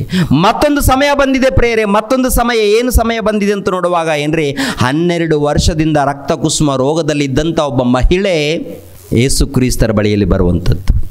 ಎಷ್ಟು ವರ್ಷದಿಂದ ನರಳಾಡ್ತಾ ಇದ್ದಾಳೆ ಗೊತ್ತಾ? 12 ವರ್ಷದಿಂದ ರಕ್ತಕುಸುಮ ರೋಗದಲ್ಲಿ ಇದ್ದಂಥ ಒಬ್ಬ ಮಹಿಳೆ. 12 ವರ್ಷದಿಂದ ಅಂದರೆ ರಕ್ತಕುಸುಮ ರೋಗ ಅಂದರೆ ಪ್ರಿಯರಾದ ದೇವರ ಮಕ್ಕಳಿರ ಪ್ರತಿ ಸ್ತ್ರೀಯರು, ಮಹಿಳೆಯರು ಪ್ರತಿ ತಿಂಗಳ ಕೂಡ ಮುಟ್ಟಾಗುವಂಥ ಕಾರ್ಯಕ್ರಮ ನಡೀತಾ ಇರುತ್ತೆ. 3 ದಿನ 4 ದಿನ, ಪ್ರತಿ ತಿಂಗಳ 3 ದಿನ 4 ದಿನ, ಕೆಲವರಿಗೆ 5 ದಿನ ಏನ್ರಿ ಮುಟ್ಟಾಗುವಂಥ ಋತು ಆಗುವಂಥ ಕಾರ್ಯಕ್ರಮದಲ್ಲಿ ಪ್ರಿಯರೇ ಅವ್ರು ಬಹಳ ನರಳುತ್ತಾ ಇರ್ತಾರೆ, ದುಃಖ ಪಡ್ತಾ ಇರ್ತಾರೆ ಆ 4 ದಿನಕ್ಕೇ. ಆದರೆ ಹೀಗೆ ಹಾಗಲ್ಲ ರೀ, ಸುಮಾರು 12 ವರ್ಷದಿಂದ ರಕ್ತಕುಸುಮ ರೋಗ. ಎಲ್ಲಿಗೋಗಲಿ ಅನೇಕ ವೈದ್ಯರ ಬಳಿಯಲ್ಲಿ ತೋರಿಸ್ಕೊಂಡಾಗ ಗುಣ ಆಗಿಲ್ಲ. ಆ ವೈದ್ಯರ ಮೂಲಕ ಚಿತ್ರ ಹಿಂಸೆಯನ್ನು ಅನುಭವಿಸಿದ್ದಾಳಂತೆ ಪ್ರಿಯರೇ, ಬಾಧೆಯನ್ನು ಅನುಭವಿಸಿದ್ದಾಳಂತೆ. ಮತ್ತು ಏನು ವೈದ್ಯ ಮಾಡಿದ್ದಾರೆ, ಏನು ಗೊತ್ತಿಲ್ಲ ಪ್ರಿಯರ ದೇವರ ಮಕ್ಕಳೇ. ಒಟ್ಟಿನಲ್ಲಿ ವೈದ್ಯರ ಮೂಲಕ ಬಹಳ ಸಂಕಟ ಅನುಭವಿಸಿದ್ದೀನಿ ಅಂತ ಹೇಳ್ತಾಳೆ. ಆ ಮಾತು ನೋಡ್ತೀರಾ? ಮಾರ್ಕನ ಬರೆದ ಸುವಾರ್ತೆ 5ನೇ ಅಧ್ಯಾಯ 25ನೇ ವಚನವನ್ನು. ಮಾರ್ಕನ ಬರೆದ ಸುವಾರ್ತೆ 5ನೇ ಅಧ್ಯಾಯ 25ನೇ ವಚನವನ್ನು ಒಂದ್ಸಾರಿ ಗಮನಿಸಿರಿ ಪ್ರಿಯರೇ. ಅಲ್ಲಿ ಏನು ನಡೆದಿದೆ ಅಂದರೆ, ಯೇಸು ಕ್ರಿಸ್ತರು ಸಾಮಾನ್ಯನ ಮಹಾಶಕ್ತನಂತ ನೋಡುವಾಗ ಏನ್ರಿ ಅವರ ಇತಿಹಾಸವನ್ನು ಅರ್ಥ ಮಾಡ್ಕೊಳ್ಳೋಗ್ಬೇಕು ಪ್ರಿಯರಾದ ದೇವ್ರ ಮಕ್ಕಳಿರ. 5ನೇ ಅಧ್ಯಾಯ 25ನೇ ವಚನ. ಆಗ 12 ವರ್ಷದಿಂದ ರಕ್ತಕುಸುಮ ರೋಗವಿದ್ದ ಒಬ್ಬ ಹೆಂಗಸು ಬಂದಳು. ಆಕೆಯು ಅನೇಕ ವೈದ್ಯರಿಂದ ಬಹಳ ಕಷ್ಟವನ್ನು ಅನುಭವಿಸಿ ಕೈಯಲ್ಲಿದ್ದದನ್ನೆಲ್ಲ ಕಳೆದುಕೊಂಡರೂ ರೋಗವು ಹೆಚ್ಚುತ್ತಾ ಬಂತು. ಅಂದರೆ ಕೈಯಲ್ಲಿ ಎಷ್ಟು ಹಣ ಇದೆಯೋ ಎಲ್ಲ ಖಾಲಿಯಾಗಿದೆ. ವೈದ್ಯರ ಮೂಲಕ ನೋವನ್ನು ಅನುಭವಿಸಿದ್ದಾಳೆ, ರೋಗ ಮಾತ್ರ ಗುಣ ಆಗಿಲ್ಲ. ಪ್ರತಿನಿತ್ಯ ರಕ್ತ ಹೋಗುವಂಥದ್ದು. 12 ವರ್ಷದಿಂದ ರಕ್ತ ಹೋಗ್ತಾ ಇದ್ದರೆ ಆಕೆ ಗೋಳು ಹೇಗಿರುತ್ತೆ ಪ್ರೇರೆ, ಆ ನೋವು ಹೇಗಿರುತ್ತೆ ಪ್ರೇರೆ, ಯಾರಿಗೆ ಹೇಳ್ಕೊಳ್ಬೇಕು? ಆ ತಾಯಿ ಯಾರಿಗೆ ಹೇಳ್ಕೊಳ್ಬೇಕು? ಪಾರ್ಶ್ವವಾಯು ರೋಗದಲ್ಲಿದ್ದವರು ಅವ್ರು ಯಾರಿಗೆ ಹೇಳ್ಕೋಬೇಕು? ಭಯಂಕರವಾದ ವಿಧವಾದ ರೋಗದಲ್ಲಿದ್ದಾರೆ, ಅವ್ರು ಯಾರಿಗೆ ಹೇಳ್ಕೋಬೇಕು? ಯಾರಿಗೆ ಹೇಳ್ಕೊಂಡ್ರು ಗುಣವಾಗ್ತಾ ಇಲ್ಲ. ಆ ಸಂದರ್ಭದಲ್ಲಿ ಪ್ರಭು ಬಂದಾಗ ಆ ಪ್ರಭು ಬಳಿಯಲ್ಲಿ ಹೋದರೆ, ಅಮ್ಮ ನಿನ್ನ ರೋಗ ವಾಸಿ ಆಗುತ್ತೆಮ್ಮ, ಖಂಡಿತವಾಗಿ ಆತನ ಬಳಿಯಲ್ಲಿ ಹೋಗಮ್ಮ, ಹೇಳ್ಕೊಮ್ಮ, ಖಂಡಿತವಾಗಿ ವಾಸಿ ಆಗುತ್ತೆಮ್ಮ ಅಂತ ಕೇಳಿದಾಳೆ. ಕೇಳಿದ ಮೇಲೆ ಯೇಸು ಕ್ರಿಸ್ತರು ಆ ಪ್ರಾಂತಕ್ಕೆ ಹೋದಾಗ ಪ್ರಿಯರಾದ ದೇವರ ಮಕ್ಕಳಿರ ಆಕೆ ಈ ವಿಷಯ ಕೇಳಿದ ಮೇಲೆ ಹೇಗಾದರೂ ಹೋಗ್ತೀನಿ ಅಂತೇಳಿ ಬರ್ತಾ ಇದ್ದಾಳೆ ಪ್ರಿಯರೇ. 26ನೇ ವಚನ. ಆಕೆಯು ಅನೇಕ ವೈದ್ಯರಿಂದ ಬಹಳ ಕಷ್ಟವನ್ನು ಅನುಭವಿಸಿ ಕೈಯಲ್ಲಿದ್ದದ್ದನ್ನೆಲ್ಲ ಕಳೆದುಕೊಂಡರೂ ರೋಗವು ಹೆಚ್ಚುತ್ತಾ ಬಂದದೇ ಹೊರತು ಮತ್ತೇನು ಪ್ರಯೋಜನವನ್ನು ಹೊಂದಿರಲಿಲ್ಲ. ಆ ಹೆಂಗಸು ಯೇಸುವಿನ ಸಮಾಚಾರವನ್ನು ಕೇಳಿ ನಾನು ಆತನ ಉಡುಪನ್ನು ಮುಟ್ಟಿದರೆ ಸಾಕು ನೆಟ್ಟಗಾಗುವೆನು ಎಂದು ಆಲೋಚಿಸಿ ಗುಂಪಿನಲ್ಲಿ ಹಿಂದಿನಿಂದ ಬಂದು ಆತನ ಉಡುಪನ್ನು ಮುಟ್ಟಿದಳು. ಅಂದರೆ ಗುಂಪಾಗಿದ್ದಾರೆ ಜನ. ಯೇಸು ಕ್ರಿಸ್ತರ ಬಳಿಯಲ್ಲಿ ಗುಂಪಾಗಿದ್ದಾರೆ. ನಾನು ಹೇಗೆ ಹೋಗಲಿ, ಹೇಗೆ ಹೇಳ್ಕೊಳ್ಳಿ ನನ್ನ ಕಷ್ಟವನ್ನು ಹೇಗೆ ಹೇಳ್ಕೊಳ್ಳಿ, ನನ್ನ ಬಾಧೆಯನ್ನು 12 ವರ್ಷದಿಂದ ನಾನು ಹೀಗೆ ನರಳಾಡ್ತಾ ಇದ್ದೇನಯ್ಯ ಅಂತೇಳಿ ಹೇಗೆ ಹೇಳ್ಕೊಳ್ಳಿ. ಎಲ್ಲರೂ ಗುಂಪಾಗಿದ್ದಾರಲ್ಲ ಆ ಕಷ್ಟವನ್ನು ಹೇಗೆ ಅವ್ರ ಮುಂದೆ ನಾನು ಮಾತಾಡಲಿ? ಇಲ್ಲ, ಕನಿಷ್ಠ ಪಕ್ಷದಲ್ಲಿ ಆತನು ಧರಿಸಿರುವಂಥ ಉಡುಪನ್ನು ಮುಟ್ಟಿದರೆ ಸಾಕು ನನಗೆ ಸ್ವಸ್ಥತೆ ಆಗುತ್ತೆ ಅಂತ ನಂಬಿಕೆ ಇದೆಯಾ? ನಮಗಿದೆಯಾ? ಲೋಕದ ಹುಚ್ಚಿದೆ ಪ್ರಿಯರಾದ ದೇವರ ಮಕ್ಕಳಿರ ಆಕೆ ನಂಬಿಕೆ ನೋಡಬೇಕು ಪ್ರಿಯರೇ. ಎಷ್ಟು ಅದ್ಭುತ ರೀ. ಜಸ್ಟ್ ಏನಪ್ಪ ಅಂದರೆ ಆ ಪ್ರಭು ಉಡುಪನ್ನು ಮುಟ್ಟಿದರೆ ಸಾಕು ನನಗೆ ಸ್ವಸ್ಥತೆ ಆಗುತ್ತೆ ಅನ್ನುವಂಥ ನಂಬಿಕೆ ನೋಡಿ. ಅಷ್ಟು ಜನ ಇದ್ದಾರೆ. ಹೇಗಾದರೂ ಮಾಡಿ ಹೋಗಿದ್ದಾಳೆ. ಹೋದ ಮೇಲೆ ಉಡುಪನ್ನು ಮುಟ್ಟಿದ ತಕ್ಷಣ ಆಕೆಗೂ ಗುಣವಾಗಿದೆ ರೀ. ಮುಟ್ಟಿದ ತಕ್ಷಣ ನೋಡಿ 29. ಹಿಂದಿನಿಂದ ಬಂದು ಆತನ ಉಡುಪನ್ನು ಮುಟ್ಟಿದಳು. ಮುಟ್ಟಿದ ಕೂಡಲೇ ಆಕೆಗೆ ರಕ್ತ ಹರಿಯುವುದು ನಿಂತು ಹೋದದರಿಂದ ಆಕೆಯು ನನ್ನನ್ನು ಕಾಡಿದ ರೋಗವು ಹೋಗಿ ನನಗೆ ಗುಣವಾಯಿತು ಎಂದು ತನ್ನೊಳಗೆ ತಿಳಿದುಕೊಂಡಳು. ಇಷ್ಟು ದಿನ ಹರಿಯುವಂಥ ರಕ್ತ ಇವತ್ತು ನಿಂತೋಯ್ತು, ದೇವರು ಸ್ತೋತ್ರವಾಗಲಿ ಅಂತ. ಎಷ್ಟು ಅದ್ಭುತ ರೀ ಪ್ರಿಯರೇ, ಎಷ್ಟು ಅದ್ಭುತ ಪ್ರಿಯರೇ. ಮಾತಿನಲ್ಲಿ ಅದ್ಭುತ, ಕ್ರಿಯೆಯಲ್ಲಿ ಅದ್ಭುತ. ಆತನು ಧರಿಸಿಕೊಂಡಿರುವಂಥ ವಸ್ತ್ರಗಳಲ್ಲಿ ಕೂಡ, ವಸ್ತ್ರದ ಮೂಲಕ ಕೂಡ ಅದ್ಭುತ ನಡೆದಿದೆ. ಅದು ಮಾತ್ರವಲ್ಲ ಪ್ರಿಯರಾದ ದೇವರ ಮಕ್ಕಳಿರ, ನಮ್ಮ ಕಣ್ಣಿನ ಮುಂದೆ ನಡೆಯುವಂಥದ್ದು ಪ್ರತಿಯೊಂದು ಗಿಡದಲ್ಲಿ ಅದ್ಭುತ ಇದೆ. ನಮ್ಗೆ ಅರ್ಥ ಆಗ್ತಾ ಇಲ್ಲ ಪ್ರಿಯರೇ. ಒಂದು ಗಿಡ ಇದೆ ಅಂದರೆ ಆ ಎಲೆಗಳನ್ನು ನೋಡಿ, ಆ ಗಾಳಿಯನ್ನು ನೋಡಿ, ಸುರಿಯುವಂಥ ಮಳೆಯನ್ನು ನೋಡಿ, ಇವೆಲ್ಲ ಕೂಡ ನೋಡುವಾಗ ಆಶ್ಚರ್ಯ ಅನ್ನಿಸ್ತಾ ಇಲ್ವಾ? ಅದ್ಭುತ ಅನ್ನಿಸ್ತಾ ಇಲ್ವಾ? ನೀರು ಯಾವ ಪದಾರ್ಥದಿಂದ ತಯಾರು ಮಾಡಿದ್ರು ಇವು ಒಂದ್ಸರಿ ಯೋಚನೆ ಮಾಡಿ, ಒಂದ್ಸರಿ ಆಲೋಚನೆ ಮಾಡಿ. ಅಂದರೆ ಯೇಸು ಕ್ರಿಸ್ತರು ಮಹಾಶಕ್ತರು. ಆತನ ಮಾತಿನಲ್ಲಿ ಮಹಾಶಕ್ತಿ ಇದೆ. ಆತನ ಉಡುಪಿನಲ್ಲಿ ಕೂಡ ಧರಿಸ್ಕೊಳ್ಳೋಂಥ ಉಡುಪಿನಲ್ಲಿ ಕೂಡ ಇದೆಯಾ? ಕೊನೆಯದಾಗಿ ಉಗುಳಿ ಒಬ್ಬ ಕುರುಡನಿರ್ತಾನೆ ಪ್ರಿಯರು. ಹುಟ್ಟು ಕುರುಡನನ್ನು ಉಗುಳಿನಿಂದ, ಅಂದರೆ ಉಗುಳಿ ಮಣ್ಣಿನಲ್ಲಿ ಉಗುಳಿ ಆನಂತರ ಕೆಸರು ಮಾಡಿ ಕಣ್ಣಿಗೆ ಹಚ್ಚುತ್ತಾನೆ. ಆ ಕಣ್ಣಿಗೆ ಹಚ್ಚಿದಾಗ ತಕ್ಷಣ ಏನಾಗುತ್ತೆ ಗೊತ್ತಾ? ಕಣ್ಣುಗಳು ಬರುತ್ತೆ. ಅಂದರೆ ಆತನ ಉಗುಳಿನಲ್ಲಿ ಔಷಧಿ ಇದೆ, ಆತನ ವಸ್ತ್ರದಲ್ಲಿ ಔಷಧಿ ಇದೆ, ಆತನ ಮಾತಿನಲ್ಲಿ ಔಷಧಿ ಇದೆ. ಟೋಟಲ್ ಆತನೇ ಅದ್ಭುತ ಸ್ವರೂಪನು. ಯೇಸು ಪ್ರಭುವೇ ಅದ್ಭುತ ಸ್ವರೂಪನು. ಆತನ ಮಾತಿನಲ್ಲಿ ಅದ್ಭುತ, ಆತನ ಜೀವಿತದಲ್ಲಿ ಅದ್ಭುತ, ಆತನ ಪ್ರವರ್ತನೆಯಲ್ಲಿ ಅದ್ಭುತ, ಆತನ ನಡವಳಿಕೆಯಲ್ಲಿ ಅದ್ಭುತ. ಇಂಥ ಅದ್ಭುತ ಸ್ವರೂಪನಾದಂಥ ಆತನ ಈ ಲೋಕಕ್ಕೆ ಬಂದಾಗ ನಾವು ಇಷ್ಟ ಬಂದ ಹಾಗೆ ನಡೆದರೆ ಕಠಿಣವಾದ ತೀರ್ಪು ನಮಗೆ ಆಗಲ್ಲಂತೀರಾ? ಇಷ್ಟ ಬಂದ ಹಾಗೆ ತಿರುಗಾಡಿದ್ರೆ, ಇಷ್ಟ ಬಂದ ಹಾಗೆ ನಡ್ಕೊಂಡ್ರೆ, ಇಷ್ಟ ಬಂದ ಹಾಗೆ ನಮ್ಮ ಜೀವಿತವನ್ನು ಲೋಕಕ್ಕೆ ಅರ್ಪಿಸಿದರೆ, ಇಷ್ಟ ಬಂದ ಹಾಗೆ ಕುಡಿದ್ರೆ, ಇಷ್ಟ ಬಂದ ಹಾಗೆ ಮತ್ತಿನಲ್ಲಿದ್ದರೆ ನಮಗೆ ತೀರ್ಪಾಗಲ್ವ ಪ್ರಿಯರೇ? ತೀರ್ಪಾಗಲ್ಲಂತೀರಾ? ದೇವರ ವಾಕ್ಯಗಳನ್ನು ನೆಗ್ಲೆಕ್ಟ್ ಮಾಡಿ ಬಿಟ್ಟರೆ ನಾವು ಮೋಸ ಹೋಗ್ತೀವಿ. ಕೊನೆ ದಿನಗಳಲ್ಲಿದ್ದೀವಿ. ಯಾವಾಗ ನಮ್ಮ ಪ್ರಾಣ ನಿಂತು ಹೋಗುತ್ತೋ, ಯಾವಾಗ ಉಸಿರುಗಟ್ಟಿ ಸತ್ತು ಹೋಗ್ತೀವೋ ನಮ್ಗೆ ಗೊತ್ತಿಲ್ಲ ಪ್ರಿಯರೇ. ಯಾವುದು ನಮ್ಮನ್ನು ಕಾಪಾಡಲ್ಲ. ಅಧಿಕಾರ ನಮ್ಮನ್ನು ಕಾಪಾಡಲ್ಲ, ಅಂತಸ್ತು ನಮ್ಮನ್ನು ಕಾಪಾಡಲ್ಲ, ಉದ್ಯೋಗ ನಮ್ಮನ್ನು ಕಾಪಾಡಲ್ಲ, ಯಾರು ನಮ್ಮನ್ನು ಕಾಪಾಡಲ್ಲ. ಕಾಪಾಡೋರು ಒಬ್ಬರೇ ಒಬ್ಬರು, ಶಕಪುರುಷನಾಗಿರುವಂಥ ಕ್ರೈಸ್ತರು. ಆತನನ್ನು ಹೃದಯಪೂರ್ವಕದಿಂದ ನಂಬಿದ್ದೀವಾ? ಹೃದಯಪೂರ್ವಕದಿಂದ ತಿಳಿದಿದ್ದೀವಾ? ಏನು ಮಾಡ್ತಾ ಇದ್ದೀವಿ? ಏನಿದ್ದೀವಿ? ಪ್ರಿಯರಾದ ದೇವರ ಮಕ್ಕಳಿರೋ ಒಬ್ಬ ಸುಂಕದವನು ಯೇಸು ಕ್ರಿಸ್ತರನ್ನು ತಿಳ್ಕೊಂಡು ಏನು ಮಾಡ್ತಾನೆ ಗೊತ್ತಾ? ಒಬ್ಬ ಜಕ್ಕಾಯನು, ಗೊತ್ತಲ್ವ? ಸುಂಕದವನು. 19ನೇ ಅಧ್ಯಾಯ ಲೂಕನ ಬರೆದ ಸುವಾರ್ತೆ 19ನೇ ಅಧ್ಯಾಯ 1ನೇ ವಚನ.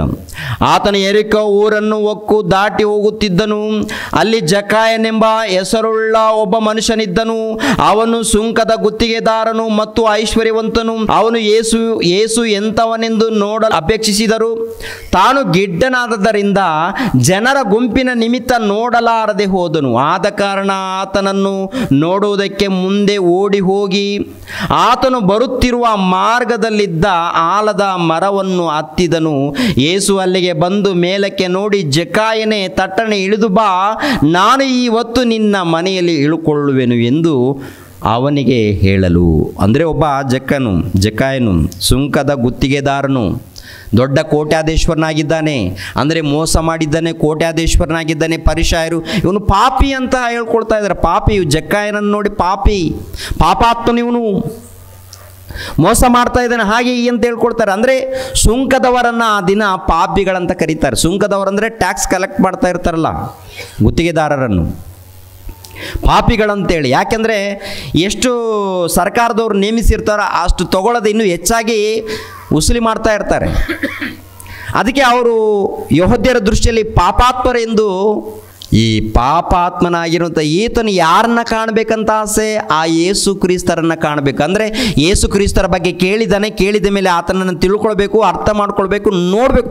ಒಂದೇ ಒಂದು ಸಾರಿ ಆತನನ್ನು ನೋಡಬೇಕು ಎಂಬುವಂಥ ಹಂಬಲ ಪ್ರಿಯರೇ, ನೋಡಬೇಕು ಎಂಬ ಹಂಬಲ. ಜನರು ನೋಡಿದ್ರೆ ಗುಂಪಾಗಿದ್ದಾರೆ, ಏನು ಮಾಡಬೇಕು ಅರ್ಥ ಆಗಿಲ್ಲ. ಇವಾಗ ಒಂದು ಆಲದ ಮರ ಹತ್ತಿದ್ದಾನೆ, ಇದೇ ರಸ್ತೆಯಲ್ಲಿ ಬರ್ತಾನೆ ಖಂಡಿತವಾಗಿ ಅಂತೇಳಿ ಹತ್ತಿದ್ದಾನೆ. ಅಲ್ಲಿಂದ ನೋಡ್ತಾ ಇದ್ದಾನೆ, ಅಮ್ಮಯ್ಯ ನೋಡಿದೆ ಅಂತೇಳಿ ಸಂತೋಷಪಟ್ಟು ಅಲ್ಲಿ ನಿಂತ್ಕೊಳ್ತಾನೆ. ಯೇಸು ಪ್ರಭು ನಿಂತ್ಕೊಂಡಾಗ ಜಕಾಯನೇ ತಟ್ಟನೆ ಇಳಿದು ಬಾ ಅಂದಾಗ, ಅಮ್ಮೋ ನನ್ನ ಹೆಸರು ಪ್ರಭುಗೆ ಗೊತ್ತಾಯ್ತು, ಇಷ್ಟು ಜನರಿದ್ದಾರೆ, ಇಷ್ಟು ಜನರ ಮಧ್ಯದಲ್ಲಿ ನನ್ನನ್ನೇ ಕರೆದಿದ್ದಾನೆ, ನನ್ನನ್ನೇ ಆತನನ್ನೇ ಯಾಕೆ ಕರೆದಿದ್ದಾನೆ? ಆತನು ಯೇಸು ಕ್ರಿಸ್ತರನ್ನು ನೋಡಬೇಕು ಎಂಬುವಂಥ ಹಂಬಲ,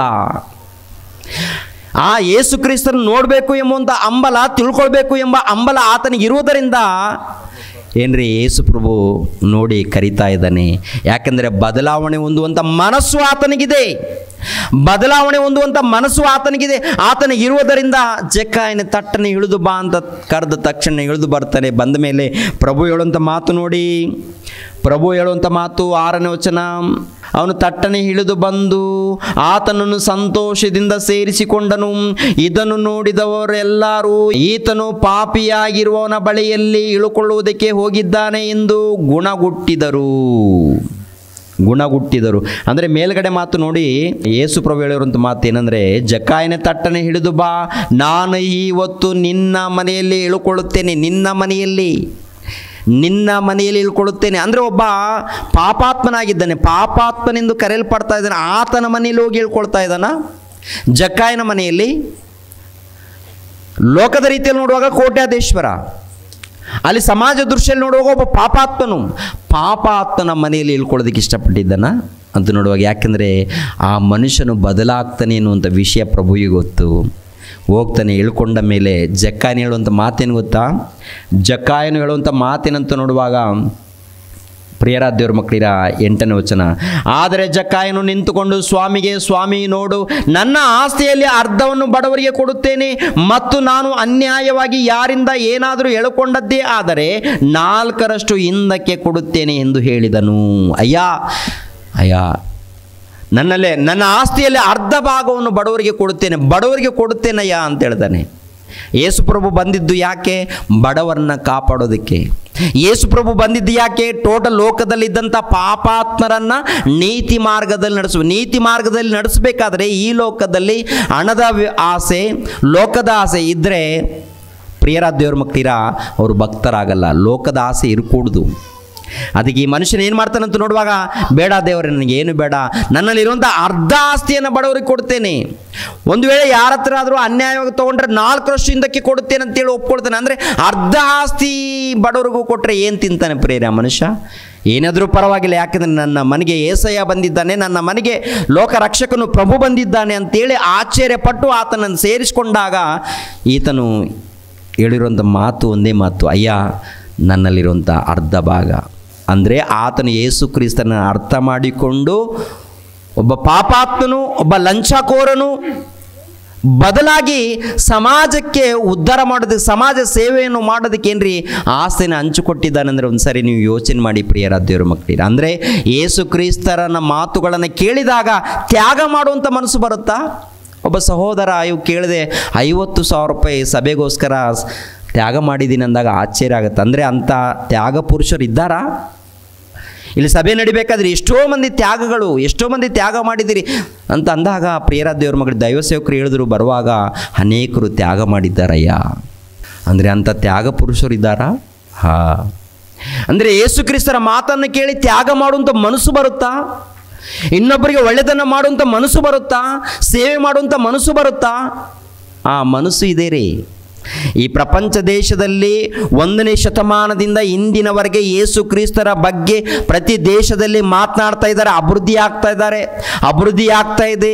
ಅನೇಕರು ಮಾತನಾಡಿಕೊಳ್ತಾ ಇದ್ದಾರೆ, ಅನೇಕರು ಹಿಂಬಾಲಿಸ್ತಾ ಇದ್ದಾರೆ, ದಾನ ಧರ್ಮಗಳನ್ನು ಮಾಡ್ತಾ ಇದ್ದಾರೆ. ಅಂದರೆ ಯೇಸು ಕ್ರಿಸ್ತರಲ್ಲಿದ್ದಂಥ ಆ ಪ್ರೀತಿಯನ್ನು ಅರ್ಥ ಮಾಡಿಕೊಂಡು ಏನು ಮಾಡುವಂಥದ್ದು? ತ್ಯಾಗ ಮಾಡುವಂಥದ್ದು. ದೊಡ್ಡ ಮನಸ್ಸು ಪ್ರಿಯರಾದ ದೇವರ ಮಕ್ಕಳಿರ, ಶ್ರೇಷ್ಠವಾದಂಥ ಮನಸ್ಸು. ನನ್ನಲ್ಲಿರುವಂಥ ಒಂದು ಸ್ವಲ್ಪ ಹಣ ಬಡವರಿಗೆ ಕೊಡೋಣ, ಇಲ್ಲ ದಾನ ಮಾಡೋಣ, ಊಟ ಕೊಡೋಣ, ಸುವಾರ್ತೆಗೋಸ್ಕರ ಖರ್ಚು ಮಾಡೋಣ ಎಂಬ ಮನಸ್ಸಿದೆ ನೋಡಿ, ಶ್ರೇಷ್ಠವಾದಂಥ ಮನಸ್ಸು. ಆ ಮನಸ್ಸು 1ನೇ ಶತಮಾನದಲ್ಲಿ ಅನೇಕರ ಬಳಿಯಲ್ಲಿ ಬಂದಿದೆ. ಒಬ್ಬ ಸುಂಕದವನು. ಅಷ್ಟು ಮಾತ್ರವಲ್ಲ, ಅಪೋಸ್ತಲರು ಅವರೆಲ್ಲರೂ ಕೂಡ ಉದ್ಯೋಗ ಮಾಡೋರು ಎಲ್ಲ ಬಿಟ್ಟು ಯೇಸು ಕ್ರಿಸ್ತರ ಜೊತೆಗೆ ಬಂದಿದ್ದಾರೆ. ಏನಾದರೂ ಸಂಪಾದನೆ ಮಾಡಿಕೊಂಡಿದ್ದಾರೆ ಅಂತ ನೋಡುವಾಗ ಏನೂ ಇಲ್ಲ, ಸುವಾರ್ತೆಗೋಸ್ಕರ ಎಲ್ಲ ತ್ಯಾಗ ಮಾಡಿದ್ದಾರೆ, ಸುವಾರ್ತೆಗೋಸ್ಕರ ನಿಂತಿದ್ದಾರೆ. ಮನೆಗಳಿಗೆ ದೇಶಗಳಿಗೆ ಹೋಗಿ ಸುವಾರ್ತೆಯನ್ನು ಸಾರಿದ್ದಾರೆ. ಯಾಕೆ ಸಾರಿದ್ದಾರೆ ಅಂತ ನೋಡುವಾಗ ದೇವರ ಪ್ರೀತಿಯನ್ನು ಅರ್ಥ ಮಾಡಿಕೊಂಡಿದ್ದಾರೆ. ಅರ್ಥ ಮಾಡಿಕೊಂಡು ಅವರೆಲ್ಲರೂ ಹೋಗಿದ್ದಾರೆ ಪ್ರಿಯರೇ. ಕೊನೆಯದಾಗಿ ಪ್ರಾಣ ಹೋದರೂ ಪರವಾಗಿಲ್ಲ, ನಾನು ಯೇಸು ಕ್ರಿಸ್ತರಿಗೋಸ್ಕರ ಮರಣ ಹೊಂದೋದಕ್ಕೆ ರೆಡಿ ಅಂತಾರೆ ಪ್ರಿಯರೇ. ಆಸ್ತಿ ಹೋದರೂ ಪರವಾಗಿಲ್ಲ, ಪ್ರಾಣ ಹೋದರೂ ಪರವಾಗಿಲ್ಲ, ಕ್ರಿಸ್ತನಿಗೋಸ್ಕರ ನಾನು ರೆಡಿ. ಈ ಪ್ರಪಂಚ ದೇಶದಲ್ಲಿ ಎಷ್ಟೋ ಮಂದಿ ಅರಸರಿದ್ದಾರೆ, ಒಡೆಯರಿದ್ದಾರೆ, ಅವ್ರಿಗೋಸ್ಕರ ಯಾರಾದರೂ ಪ್ರಾಣ ತ್ಯಾಗ ಮಾಡೋದಕ್ಕೆ ರೆಡಿ ಇದ್ದಾರಾ? ಅವರನ್ನು ಪರಿಚಯ ಮಾಡೋದಕ್ಕೆ ಯಾರಾದರೂ ಖರ್ಚು ಮಾಡ್ತಾರಾ? ಏನ್ರಿ ಈ ಲೋಕದಲ್ಲಿ ಎಷ್ಟೋ ಮಂದಿ ಇದ್ದಾರಲ್ವಾ, ಅಂದರೆ ಒಡೆಯರು, ಅರಸರು, ಚಕ್ರವರ್ತಿಗಳಿದ್ದಾರೆ ನೋಡಿ, ಅವ್ರ ಬಗ್ಗೆ ಏನಾದರೂ ಹಣವನ್ನು ಖರ್ಚು ಮಾಡಿಕೊಂಡು ಸುವಾರ್ತೆ ಹೇಳ್ತಾರೆ, ಏನಾದರೂ ಹೇಳ್ತಾರೆ? ಏನೂ ಇಲ್ಲ. ಯಾಕೆ? ಹೇಳ್ಕೊಳ್ಳೋದಕ್ಕೆ ಏನಿದೆ? ಹುಟ್ಟಿದ್ದಾರೆ, ಜನಿಸಿದ್ದಾರೆ, ಅನೇಕ ಆಸ್ತಿಗಳನ್ನು ದೋಚಿಕೊಂಡಿದ್ದಾರೆ, ಅನೇಕರನ್ನು ಕೊಂದಾಕಿದ್ದಾರೆ. ಇದೇ ತಾನೇ ಪ್ರಪಂಚ ದೇಶದಲ್ಲಿರುವಂಥ ಇತಿಹಾಸ.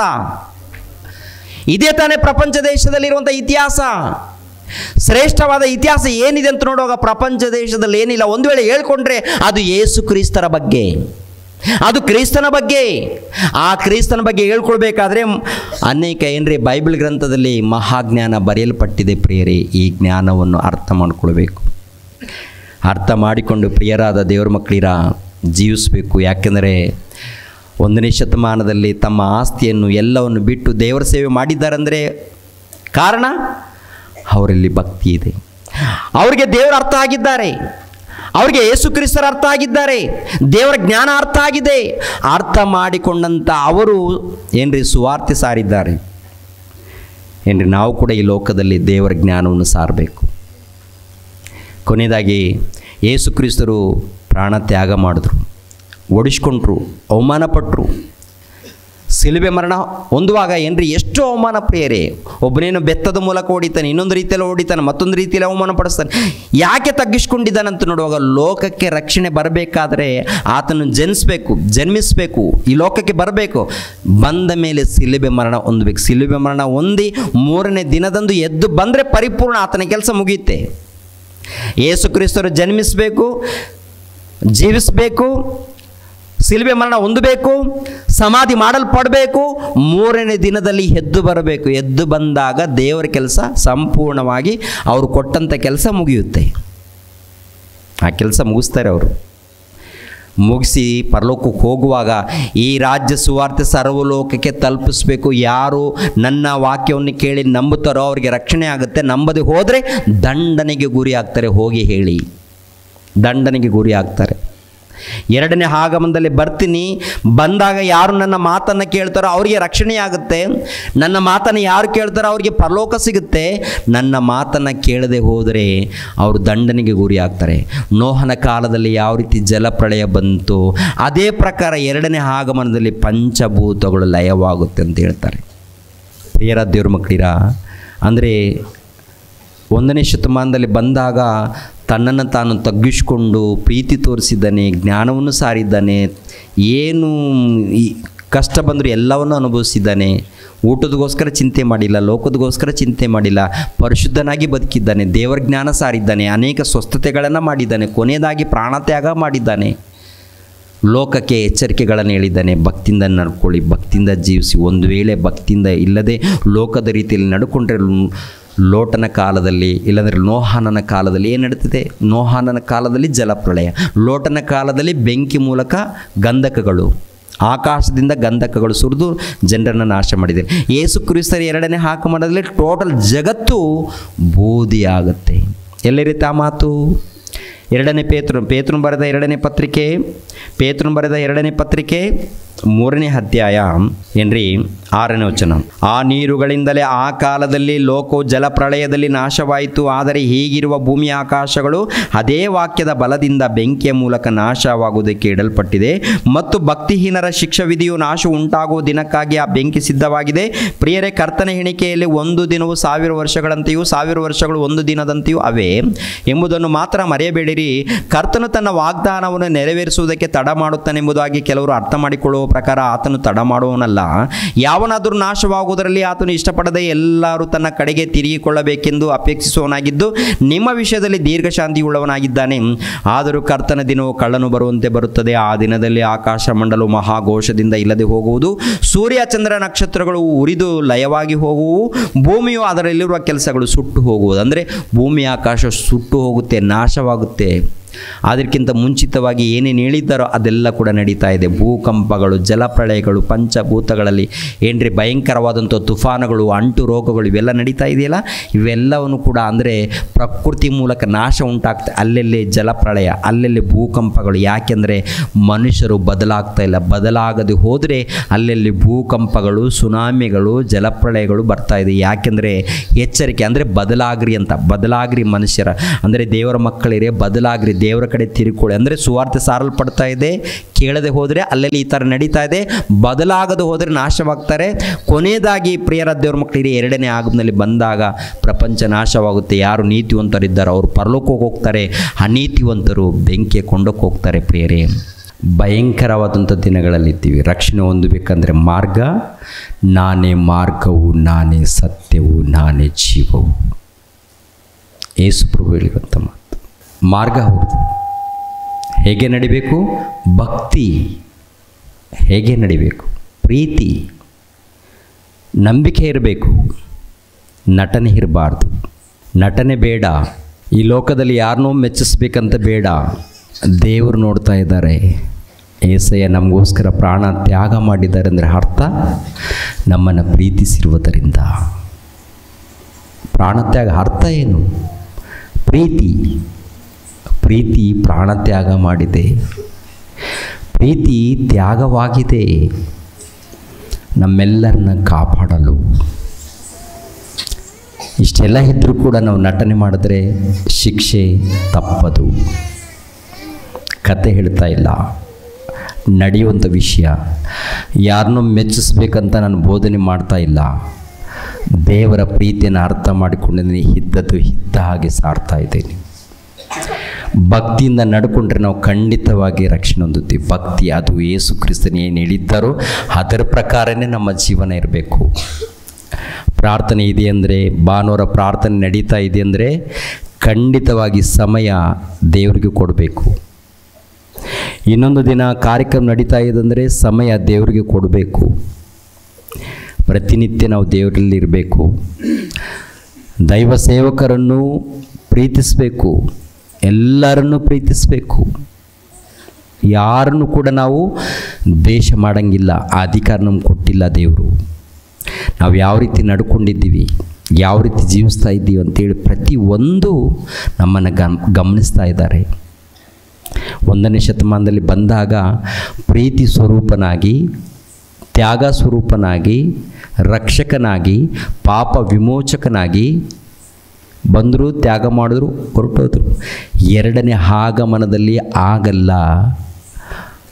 2ನೇ ಆಗಮನದಲ್ಲಿ ಆಗಲ್ಲ. ಭಯಂಕರ ರೌದ್ರನಾಗಿ ಯಾರು ನೀತಿವಂತರಿದ್ದಾರೋ ಅವರನ್ನು ಕರ್ಕೊಂಡು ಹೋಗ್ತಾರೆ. ಟೋಟಲ್ ಪಂಚಭೂತಗಳು ಲಯವಾಗಿ ಹೋಗುತ್ತೆ. ಯೇಸು ಕ್ರಿಸ್ತರನ್ನು ಅವಮಾನಪಡಿಸಿದವರು, ಆತನನ್ನು ತಿವಿದವರು, ಸಭೆಯನ್ನು ಹಾಳು ಮಾಡಿದವರು ಬಾಯಿ ಬಡ್ಕೊಳ್ಬೇಕಾಗತ್ತೆ. ಬಾಯಿ ಬಡ್ಕೊಳ್ಬೇಕಾಗತ್ತೆ. ಇದು ಪರಮಾತ್ಮನ ಮಾತುಗಳು, ದೇವರ ಮಾತುಗಳು, ಕತೆಗಳಲ್ಲ, ಕುಲವನ್ನು ಬದಲಾವಣೆ ಮಾಡುವಂಥ ಮಾತುಗಳಲ್ಲ, ನಿತ್ಯ ಲೋಕಕ್ಕೆ ನಡೆಸುವಂಥ ಮಾತು. ನಮ್ಮ ಆತ್ಮಗಳು ದೇವರ ಬಳಿಗೆ ಸೇರಬೇಕಾದರೆ ಮಾರ್ಗ ಯೇಸು ಮಾರ್ಗ, ಭಕ್ತಿ ಮಾರ್ಗ, ನಂಬಿಕೆಯ ಮಾರ್ಗ. ಎಲ್ಲರೂ ಎದ್ದು ನಿಂತ್ಕೊಳ್ಳಿ ಪ್ರಿಯರೇ, ಪ್ರಾರ್ಥನೆ ಮಾಡಿ ನಾನು ಮುಗಿಸ್ತೀನಿ. ಮತ್ತೆ ನಾಳೆ ಕೂಡ ಇದೆಯಲ್ವಾ, ಕೊನೆಯದಾಗಿ ಅನೇಕ ವಿಷಯಗಳನ್ನು ನಾಳೆ ತಿಳ್ಕೊಳ್ಳೋಣ. ತಲೆಬಾಗಿಸಿ ಪ್ರಾರ್ಥನೆ ಮಾಡ್ತೀನಿ. ನಮ್ಮನ್ನು ಬಹಳವಾಗಿ ಪ್ರೀತಿಸುವಂಥ ನಮ್ಮ ತಂದೆಯಾದ ದೇವರೇ, ವಂದನೆಗಳು, ಸ್ತೋತ್ರಗಳು ತಂದೆ. ಜಗತ್ತು ಉಂಟಾಗಲಾರದ ಮೊದಲು ಅನೇಕ ಮಂದಿ ಮಕ್ಕಳು ಬೇಕು ಎಂಬ ಆಲೋಚನೆಯಿಂದ ಈ ಜಗತ್ತನ್ನು ಉಂಟು ಮಾಡಿದ್ದೀರಾ. ಈ ಜಗತ್ತಿನಲ್ಲಿ ಗಾಳಿಯನ್ನು, ಮಳೆಯನ್ನು, ಆಹಾರ ಪದಾರ್ಥಗಳನ್ನು, ಸೂರ್ಯನನ್ನು, ಚಂದ್ರನನ್ನು, ನಕ್ಷತ್ರಗಳನ್ನು ಉಂಟು ಮಾಡಿದ್ದೀರಾ. ಇವೆಲ್ಲ ಉಂಟು ಮಾಡಿ ನಮ್ಮನ್ನು ಕೂಡ ಉಂಟು ಮಾಡಿದ್ದೀರಾ. ನಮಗೋಸ್ಕರ ಈ ಲೋಕವನ್ನೇ ಕೊಟ್ಟಿದ್ದೀರಾ ತಂದೆ. ಕೊನೆಯದಾಗಿ ಪಾಪದ ವ್ಯಾಮೋಹದಲ್ಲಿ ಇದ್ದೀವಂತೇಳಿ ನಿಮ್ಮ ಪ್ರಿಯ ಕುಮಾರನನ್ನೇ ಈ ಲೋಕಕ್ಕೆ ಕಳಿಸಿಕೊಟ್ಟಿದ್ದೀರಾ. ಬರಿದು ಮಾಡಿ ಕಳಿಸಿಕೊಟ್ಟಿದ್ದೀರಾ. ಆತನ ಮರಣವನ್ನು ನೋಡುವಾಗ ಶಿಲುಬೆ ಮರಣ, ಘೋರವಾದಂಥ ಮರಣ, ಭಯಂಕರವಾದಂಥ ಮರಣವನ್ನು ನಿಮ್ಮ ಪ್ರಿಯ ಕುಮಾರನು ಅನುಭವಿಸಿದ್ದಾರೆ. ಆತನ ಮೂಲಕ ನಮಗೆ ರಕ್ಷಣೆ ಇದೆ, ಪಾಪ ಕ್ಷಮಾಪಣೆ ಇದೆ, ವಿಮೋಚನೆ ಇದೆ, ಮೋಕ್ಷ ಇದೆ ತಂದೆ. ನಿಮ್ಮ ಬಳಿಯಲ್ಲಿ ಬರೋದಕ್ಕೆ ಮಾರ್ಗವಾಗಿದೆ ತಂದೆ. ಅಂಥ ಉತ್ತಮವಾದ ಮಾರ್ಗ, ಸರ್ವೋತ್ತಮವಾದಂಥ ಮಾರ್ಗವನ್ನು ನೀವು ಕಲ್ಪಿಸಿಕೊಟ್ಟಿದ್ದೀರ ತಂದೆ. ನಾವು ಈ ಲೋಕದಲ್ಲಿ ಏನೂ ಅಲ್ಲ ತಂದೆ. ನಮ್ಮ ಮಾರ್ಗಗಳು ನೋಡುವಾಗ, ನಮ್ಮ ಕೆಲಸಗಳು ನೋಡುವಾಗ ಪಾಪದ ಕೆಲಸಗಳು ಸರಿಯಿಲ್ಲ ತಂದೆ. ಇದ್ದರೂ ಕೂಡ ತಂದೆ ನಮ್ಮನ್ನು ಪ್ರೀತಿಸಿ ನಮ್ಮನ್ನು ಕಾಪಾಡಲು ಅನೇಕ ಪ್ರಯತ್ನಗಳು. ಎಷ್ಟೋ ಮಂದಿ ಸೇವಕರನ್ನು ಕಳಿಸ್ಕೊಟ್ಟಿದ್ದೀರಾ, ಪ್ರವಾದಿಗಳನ್ನು ಕಳಿಸ್ಕೊಟ್ಟಿದ್ದೀರಾ, ಕೊನೆಯದಾಗಿ ನಿಮ್ಮ ಪ್ರಿಯ ಕುಮಾರನನ್ನು ಕಳಿಸ್ಕೊಟ್ಟಿದ್ದೀರಾ. ಅನೇಕ ಪ್ರಯತ್ನವನ್ನು ನೀವು ಮಾಡಿದ್ದೀರಾ ತಂದೆ. ಸತ್ಯವೇದ ಗ್ರಂಥವನ್ನು ಬರೆಸಿದ್ದೀರಾ. ಸತ್ಯವೇದ ಗ್ರಂಥವನ್ನು ಬರೆಸಿ ಮನೆಗಳಿಗೆ ತಲುಪಿಸಿದ್ದೀರಾ. ಪ್ರತಿ ಊರುಗಳಲ್ಲಿ ಚರ್ಚುಗಳನ್ನು ತಂದೆ ಏರ್ಪಾಟ್ ಮಾಡಿದ್ದೀರಾ. ಪ್ರತಿ ಊರುಗಳಲ್ಲಿ ಸಭೆಯಾಗಿ ಕೂಡುವಂತೆ ಅನುಕೂಲ ಮಾಡಿಕೊಟ್ಟಿದ್ದೀರಾ. ಇಷ್ಟೆಲ್ಲ ಅನುಕೂಲ ಮಾಡಿಕೊಟ್ಟಾಗಲೂ ನಾವು ಕೇಳದೆ ಹೋದರೆ ನಾವು ತಂದೆ ತೀರ್ಪಿಗೆ ಗುರಿ ಆಗ್ತೀವಿ ಅಂತೇಳಿ ಅದನ್ನು ಹೇಳಿದ್ದೀರಾ ತಂದೆ. ಎಷ್ಟು ಒಳ್ಳೆ ಪ್ರೀತಿ ಸ್ವರೂಪನು ತಂದೆ, ಒಳ್ಳೆ ದೇವರು ತಂದೆ. ನೀವು ನಿಮ್ಮನ್ನು ಕೊಂಡಾಡುವಂಥ ಭಾಗ್ಯ, ನಿಮ್ಮನ್ನು ಘನಪಡಿಸುವಂಥ ಭಾಗ್ಯ, ನಿಮ್ಮನ್ನು ಹೊಗಳುವಂಥ ಭಾಗ್ಯ, ನಿಮ್ಮ ಸೇವೆ ಮಾಡುವಂಥ ಭಾಗ್ಯವು ಕಲ್ಪಿಸಿಕೊಟ್ಟದ್ದಕ್ಕಾಗಿ ನಿಮಗೆ ಕೃತಜ್ಞತೆಗಳು, ಸ್ತೋತ್ರಗಳು ತಂದೆ. ನಿಮ್ಮನ್ನು ತಿಳಿಯದೆ ಇದ್ದಾಗ ಲೋಕದಲ್ಲಿ ಅಲೆದು ಲೋಕದಲ್ಲಿ ತಿರುಗಿ ಏನೇನೋ ಮಾಡಿದ್ದೀವಿ ತಂದೆ. ಎಲ್ಲೋ ಇದ್ದಂಥ ನಮ್ಮನ್ನು ಆರಿಸ್ಕೊಂಡಿದ್ದೀರಾ, ಕಾಪಾಡಿದ್ದೀರಾ. ನಿಮ್ಮ ಪ್ರೀತಿ ತಂದೆ, ನಿಮಗೂ ಕೃತಜ್ಞತೆಗಳು, ಸ್ತೋತ್ರಗಳು, ಧನ್ಯವಾದಗಳು. ನಿಮ್ಮ ಮಕ್ಕಳನ್ನು ಎಲ್ಲರನ್ನೂ ಆಶೀರ್ವಾದ ಮಾಡಿ ತಂದೆ. ಈ ಗ್ರಾಮದಲ್ಲಿದ್ದಂಥ ನಿಮ್ಮ ಮಕ್ಕಳು ತಂದೆ ಪ್ರಯಾಸಪಟ್ಟಿದ್ದಾರೆ, ಕಷ್ಟಪಟ್ಟಿದ್ದಾರೆ, ತ್ಯಾಗ ಮಾಡಿದ್ದಾರೆ, ಕೆಲಸ ಮಾಡಿದ್ದಾರೆ ತಂದೆ. ನಿಮ್ಮ ಮಕ್ಕಳು ಪಟ್ಟಂಥ ಕೆಲಸ ಎಲ್ಲ ಕೂಡ ಗೊತ್ತು ನಿಮಗೆ. ನಿಮ್ಮ ಮಕ್ಕಳಿಗೆ ನಾಯಕನಾಗಿದ್ದಂಥ ಸೇವಕರು ರಾಜರತ್ನಂ ಅಯ್ಯನವರು, ಅವರ ಕುಟುಂಬದವರು ಎಲ್ಲರೂ ಸೇರಿ ಸೇವೆಯಲ್ಲಿ, ನಿಮ್ಮ ಸೇವೆಯಲ್ಲಿ ತಂದೆ ಇದ್ದಾರೆ. ಅವರನ್ನು, ಅವರ ಕುಟುಂಬವನ್ನು ಆಶೀರ್ವದಿಸಿ, ಅದೇ ರೀತಿಯಲ್ಲಿ ತಲೆ ಬಾಗಿಸಿರುವಂಥ ಎಲ್ಲರನ್ನು, ಸಹಾಯ ಮಾಡಿರುವಂಥ ಎಲ್ಲ ನಿಮ್ಮ ಮಕ್ಕಳನ್ನು ಬಲಪಡಿಸಿ, ಆಶೀರ್ವದಿಸಿ, ಎಲ್ಲರ ಮಧ್ಯದಲ್ಲಿ ಸಮಾಧಾನವನ್ನು, ಸಂತೋಷವನ್ನು ದಯಪಾಲಿಸಿ, ಎಲ್ಲರಿಗೂ ಒಳ್ಳೆಯ ಆರೋಗ್ಯವನ್ನು ದಯಪಾಲಿಸಿ.